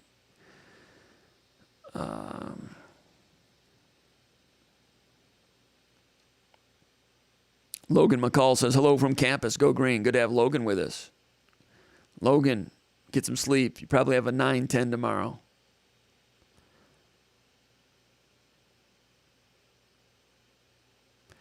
Rob Marford, Robinson, shout out Birmingham. Slim Pickens says, well, now basketball first round win at the dance and a win over Michigan will make for a decent season. Dog Kenneth says, hell yes, I played football at Sheboygan for the legend Irv Sigler. I remember when Irv Sigler coached up at Sheboygan, and Sheboygan made it to the state finals against Farmington Hills Harrison, right? Irv Sigler, he was a legend. Sheboygan, that's great that Dog Kenneth played for the Sheboygan Chiefs, the orange and black up there. And Irv Sigler was a Hall of Famer. I think he spent a year out of football. Then he went down to Belding, coached Belding, another orange and black team, and took Belding to the state championship. Did they beat Chesaning for the state title that year? They got into the state title game and lost to Country Day, I think. But yeah, Sigler got it going at Belding also. And I covered Sigler at Belding for the Greenville Daily News in the early 90s. Daily newspaper up there covered high school football like it was the Super Bowl every week, and it was a lot of fun. A little newspaper with a circulation of about 12,000. The key schools were Greenville and Belding, and I covered Belding. I was a Belding High School beat writer for a little newspaper up there, and it was awesome. And Sigler was getting it going. Brett Cummings was a youngster just coming along at that time. Ended up going to Michigan. I think he's coaching at Rockford now or something like that. Steve S. says, Comp, is that an optical illusion, or is your phone really the size of an iPad? It was an optical illusion. MJ says, hey, everyone, like and subscribe. Helps out our guy Comp. Thank you, MJ. Austin J. saying he misses me. I missed you too, Austin. Steve Meyer says, hi, Comp, from McKinney, Texas. 70 degrees today. All right, Steve. Slim Pickens says, greetings from Bradenton, Florida. Slim Pickens, great to have you here. MJ says, Bernard is a beast. I think he can be one of the best wide receivers when all is said and done. Talking about Jeremy Bernard coming in. I agree, from Nevada. I like his film. There's good film for wide receivers, and there's plus film. I would say he's got plus film. I think his film is better than Armani Winfield, who was the other four-star from Texas that Michigan State chased and didn't get. I would take Bernard over Armani Winfield. And I'm not just saying that because Michigan State ended up with Bernard. Back 4 or 5 years ago, there was a running back that ended up at Rutgers, Aaron Young, who's now playing wide receiver for them. Michigan State had him decommitted, and Michigan State ended up with that guy from Illinois. I can't remember who it was, but I said back then I'd rather have Aaron Young. The guy from Illinois lasted a little bit, and they were pretty happy with him for a while. Then he's flashing a pan, really never got on the field, and he was gone. Aaron Young's been on the field for Rutgers as a receiver a little bit. Neither player was great, but I said back then that I thought Michigan State missed out on that one, on that trade. They lost this trade. So to speak, I think Michigan State won. I'll tell you if I think Michigan State loses in a recruiting trade, but not that one. MJ says, laughing out loud, don't go to Rick's, Comp. Hey, I was only going to go there with a group of 20, 50-year-olds. And I got to say, when we rolled into the Riv on Saturday night, it was funny because the youngsters are looking at us like, who are all these people coming in here with these receding hairlines? And we came in at 8:30, well lubricated, and having a good time. DJ started playing music from our era because they were getting a kick out of us. And I'm going to say that our ladies more than held their own. More than held their own. They carried the show. And the other, like the 21-year-old girls in the bar were like giving serious thumbs ups to our ladies. Like, you girls are awesome. When they found out that we were all like Michigan State friends from 30 years ago that were back on campus, we had people from Illinois, Florida, Oregon, and throughout Michigan. And it was happening. It was awesome. It was great to see a lot of those people. But the ladies represented us well. Our wives, I'm talking about. And we couldn't have done it without them. So if we just walked in there, a bunch of well-lubricated, I say well-refreshed 50-year-olds, then it's just a sad picture, right? But our 50-year-old Michigan State, well, we don't need to mention the ladies' ages. Not all of them are 50. They're Michigan State grads. And it was great. As a side note, my wife, it was the night of the 1995 when Michigan State played Boston College. Todd Schultz subbed for Tony Banks and did a pretty good job. I was kind of dating my wife at the time, had just started, and we were at the Riv that night in 95. That was one of the key junctures. So the Riv is still there, and we were there this weekend, all these years later, and it's still hard to get a drink at the bar at the Riv. It's still the most inefficient bar on campus. Frustrating, because on this night, there was a few times I needed to go up there and get water for some of my... I was playing wingman for some of these guys over here, in a different sense. Some of these guys were they needed water. Needed fluids, and I was trying to get up there and get some water, and a couple times, still the Riv in a lot of ways. It was good. The beer pong thing is interesting. Beer pong tables in the middle of bars. Some of you guys that are younger, that's just like old hat for you guys. But for us, that's like, it's odd. It's good. I'm not judging. We don't judge. Dog Kenneth says, we believe. Find the Rick's green screen. Get your act together. Yeah, I blew that one because the problem is I don't have it queued in with the webcam. I went to a webcam a few weeks ago, and not all, and some of my old green screens are calibrated for the computer or not for the webcam. All right, I could actually move that out of the way, but I'm not gonna try that. Mr. Bowman says, how does Munn look now? I've not, it's closed off.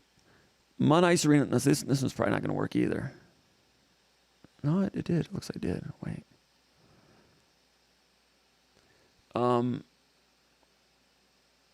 Munn's always been good. Now it's better than good. As you can see back there, it used to be bench seating all the way around beyond the first 6 rows. They replaced a lot of the bench seating between the 10-yard lines with chairback seating. So it's good. And, the bigger video screen livens it up, and some of the, what do you call the video around the upper deck? It's not really an upper deck, but it's lively in there, and it's good. It got a little dreary there because it's a 1970s arena, and every arena that was built in the 70s, every arena and stadium that was ever built in the 70s are terrible garbage, right? Just no soul to them and just bad. But Munn is in that category and was a great college hockey state-of-the-art from 73 until about 88 or so, 90. And, since then, Notre Dame's got a new one. It's beautiful. Miami of Ohio's got a new one. It's beautiful. North Dakota, new one, beautiful. Michigan's been refurbished. The way they do the barn is good. But the changes at Munn, they've taken, some of the player meeting areas, like the lounge area and the coaching offices and the workout facilities. And they've always been underground in the tunnel because you can't. And it was tough down there because the workout facilities were so small. Call from. To accept, press 1. The workout facilities and everything at Munn Ice Arena were so small that they were getting behind in terms of recruiting. And you couldn't really expand down there because they were underground. You couldn't really knock down walls and expand. So they brought the offices and the player lounge area and the small weight room that they had down there. They didn't even have a weight room anymore. They just would use what was going on over at the football building or the basketball building. Now they put it up in the Munn Field entrance above ground, and it's going to be the entrance is going to be similar to the basketball Hall of History type of thing. So it's going to be great. They've got a lot of history to sell there. And, the team's lost 8 straight games. They're playing Michigan this weekend. Michigan is without 3 or 4 Olympians, including Matty Berniers, who scored 2 goals for the United States today against China. I mean, Michigan in hockey right now, they've got more first-round draft choices than any team in hockey history, college hockey history. They're basically the John Calipari Kentucky version of hockey. So they need to win this year. Last year they didn't play because they had COVID outbreak before the tournament, but they need to win because they should win this year. We'll see. The coach got in a little hot water off the field. I'm not sure what became of that. But, Michigan State lost 2 games last week to Minnesota and didn't play too badly. They were up 2-0 on Minnesota early. The first game ended up losing. And Minnesota's top 10. The week before that, they played Ohio State. They're top 10. Dropped those 2 games. I think that was the week before. Or that was at Wisconsin the week before. It's tough in the Big Ten. Everybody's tough. Michigan State's in a losing streak now. Now they play Michigan. Could be 10 straight. But Danton Cole, I think you just work your plan your work, stay the course, stay with him, and let him continue to get his guys in, and his time will come. I mentioned this a couple weeks ago that I want to look it up to see. It's tougher to make the NCAA tournament these days in the Big Ten than it used to be, because if you're a Big Ten school, it used to be you had the WCHA and the CCHA. And back in Michigan State's glory days, you might have Michigan and Michigan State. Well, Michigan became good in the latter days of the CCHA. I know Michigan was really good in the 50s and 60s and everything, but I think CCHA was mainly like a 70s and 80s and 90s thing. But Michigan and Michigan State might make the NCAA tournament, plus maybe Notre Dame when they were in the CCHA off and on. Or, some third team like, I don't know, not Ohio State. Maybe Ohio State a little bit in the mid-90s, 1997. They were good. But we'll say like those 2 might make it. Michigan and Michigan State might make the tournament. I'm not sure how many times that actually happened. I'm saying theoretically those 2 would make it from the CCHA. And then for the WCHA, Minnesota and Wisconsin would make it. And then throw Notre Dame in there also for good measure. So you're talking about like those 5 teams, and modern day might be Ohio State. Those 5 teams would make the NCAA tournament, theoretically. Nowadays, all 5 of those 7, those 5 are all in the same conference now. And the Big Ten cannot put 5 teams in the NCAA tournament. They're going to get 2. So good, proud, well-funded, historic college hockey programs are not making the NCAA tournament out of the Big Ten every year. I mean, this year, Michigan will get in. Ohio State's having a good year. Will a third team get in? I don't know. Notre Dame? I don't know. Minnesota probably. So who's staying home? Wisconsin? Are they happy? No. Michigan State? They happy? No. Notre Dame? Are they happy? No. Do they care much? I don't know. Penn State's been good in the past, not this year. So good programs, it's hard to get in out of the Big Ten. It's not like SEC baseball where the entire conference makes the field of 64. It's a small field. And what needs to happen is Big Ten teams need to get an NCAA tournament and do really well and push the computer rankings. I don't know if the computer rankings carry over from year to year. I don't know, but it's tough sledding to get in. Because Minnesota's going to be good all the time. Michigan's going to be good all the time. And right now, Ohio State cycled up. I don't know if that was expected. I'm talking about hockey. But Michigan State, they looked pretty good 2 years ago. And then this year, they showed a little sign of life. They've had injuries. Lewandowski is one of the leading point scorers nationally for career. Has been injured all year. Michigan State's record this year with Lewandowski is like 9-4-1. They've got a really good winning record when he's healthy. He's not going to be back this weekend for Minnesota. I don't think there's a chance the week after that he could come back. At what level, we don't know. And then Loughran was a guy they got from the transfer portal from Northern Michigan 2 years ago. He tied for the nation's lead in goal scoring. Last year, Michigan State had a lot of trouble with goal scoring. They went in the portal. They got him. They got this Davidson kid who has done real well offensively. They had a kid from Brown. Well, Mittendorf came in from Colorado College. He's on the first line doing okay. But you need Lewandowski in there too. And there's a kid from Brown University. I forget his name, but he was injured like at the beginning of training camp, has not played at all, and they expected him to help also. But Michigan State's in position. They should be able to do well in the portal. Because if you're a good college hockey player at, I don't care, Mankato State or Union, or, Quinnipiac, you're a senior, Why wouldn't you go to Michigan State in the portal, play in this place, whatever? So I think the portal has possibilities. They went after it this year. We'll see next year. They keep some of that stuff quiet, but I think you just stay the course there. Long story short. Let's go. What are the questions we got here? We're past midnight. We got to roll. Dog Kenneth says, Goober and the Peas at Rick's. God dang good times. Goober and the Peas is one of the top 10 East Lansing bands I've ever seen. Probably top 5. Probably top 1. Goober and the Peas. I like hot woman and red cold beer. Red cold beer? I like red hot women and ice cold beer. Great song by Goober and the Peas. Great song. Lead singer of Goober and the Peas became lead singer of Blanche. Look them up. Pretty solid. They had some collaborations with Jack White in that bunch. I heard a rumor that if Michigan State had beaten Alabama in the 2015 college football playoff, that Goober and the Peas were going to come back and try to play a bar in Scottsdale, Arizona for the national championship week. I heard that. I don't know how true that was. Goober and the Peas. Jack White was drummer for Goober and the Peas in the early days of Goober and the Peas. I met Goober one day.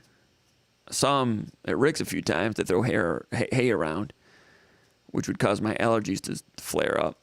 But I met him not at Rick's and not at any bar around town after a performance. I met him at Ferndale, Michigan, state high school playoffs, quarterfinals, circa 1995, 96, which happened to be the last high school basketball game of one Dane Fife, when Dane Fife and Clarkston lost in the state quarterfinals to Antonio Gates and Detroit King at Ferndale High School. Goober was there. A friend of mine introduced me to Goober because he knew Goober. Goober was doing some substitute teaching back then, I think. Goober's doing real well now. He's doing a good job. Not that I know him or anything, but he's had some interesting stuff. Google it. Go on YouTube and do a search for Goober and the Peas. Good stuff. Great band. Zarky17 says, hey, Jim, just letting you know, MSU won 10-14 in football, 31-44 in men's hoops, 31-39 in women's hoops.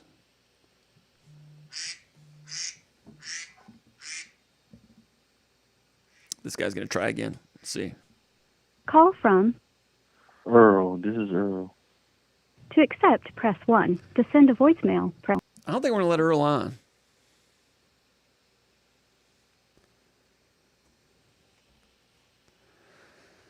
MJ says, I don't talk about basketball, but can we please play Hall a little more? Wild, he doesn't play more. Yeah, I understand that. Steve Meyer says Michigan State women's basketball beat Michigan 63-57. That's a major upset. Wow, I just checked. They did, Mr. Bowman says. Slim Pickens says that could get them into the dance. That's a big win. They need to follow that up. 13-10, not so great. 7-5 the Big Ten, pretty good. That win, really good. Whatever they had tonight, they can follow up on that, get some more wins. Maybe I thought maybe the women's team can get in the NCAA tournament. I'd left them for just one of those seasons this year, but maybe not. Steve S. says, Comp, good evening from your nation's capital. During March Madness, all the Virginia fans groan when they see us in their side of the bracket, and for good reason, because Virginia they won the national title 2 years ago, but they had a couple other seasons where they could have won the national title, but they got Michigan State in the Sweet 16 twice. And Virginia fans groan about it, and Virginia coaches do too. But they eventually got over the hump, got it done. I was glad to see Virginia get that a couple years ago, frankly. Slim Pickens says, just looks to me like the shooting percentage is down. MSU Hunter Spartan says, Purdue down 9.5. This was hours ago. Michigan they beat Purdue.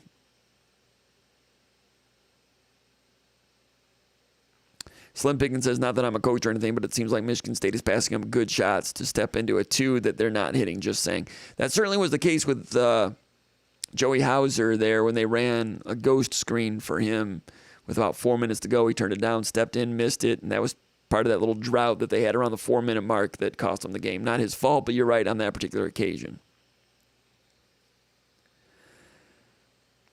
$10 Tommy says, don't be surprised if this Michigan State team ends up around 10-10 in the Big Ten. I wouldn't be shocked. $10 Tommy says there's very little separation between most of the Big Ten teams. Can't come out and not be dialed in for 40 minutes and expect a W. $10 Tommy, you are exactly right. Salvant Bro says we need Charlie Strong. We need Charlie Strong as defensive coordinator. Yeah, maybe. I don't know. But Hazleton will get this year. We'll see how it turns out.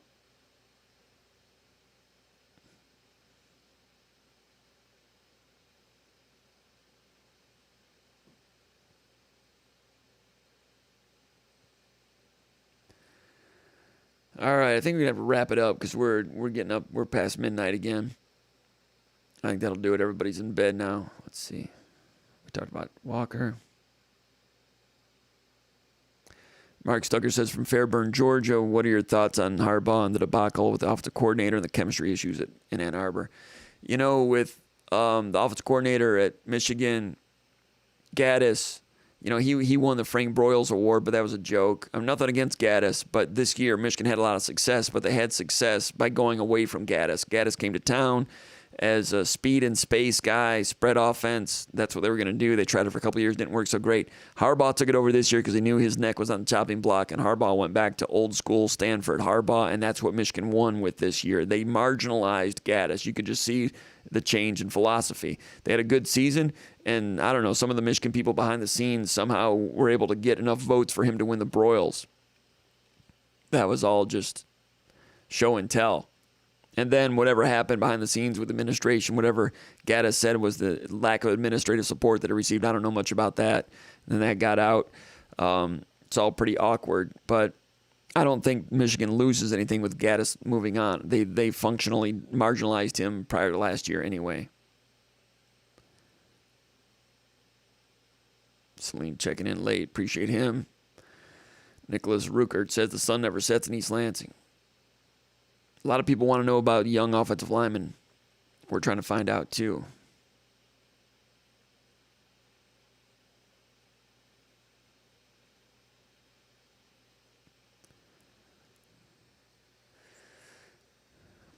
Shadi El-Asadi says, hey, Comp, love your content weekly. Weekly watcher, thank you. Question, defense. Worries me next year for Michigan State. What are your thoughts? You think Michigan State will run the same scheme, or will Coach Tucker force Hazleton to change it up a bit? They'll change some things up, and they, you know, this time of year when they're going over the cut-ups and everything, and there's going to be some changes. Some, of course, the defensive linemen are different. I mean, defensive line coaches are different. There's going to be some other changes in there also. Harlan Barnett, of course, the only cook in the kitchen back there in the secondary now. I think it'll be. I mean, he'll work with Hazleton. They're gonna try to walk before they can run. I think this year a little bit they tried to run without being able to walk. And pass defense ended up getting signals crossed. Tillman moves on. I think they're gonna be more solvent back there, and they're gonna have players that have played together a little bit more and more experience. I mean, Ronald Williams ended up being pretty good. Kimbrough had some good moments. Lowry had some good moments, but they were all really in their first year being starters. They'll be a little more comfortable back there. Henderson back there is going to be a help also. Linebacker things, it's getting changed a little bit. Scheme, you might see more of the stand-up defensive end stuff. You know, they've been 4 down, but at Kansas State, Hazleton did a lot. It's a 4 down. They play it like an even front, but one of them stands up. So it's not like a 3-4. Even though one is standing up and you have 2 other linebackers and a nickel, it's not like a 3-4. People might look at it and think it's a 3-4 because it's a 3 down. But a true 3-4 has a middle guard, nose tackle, playing a zero technique over the center.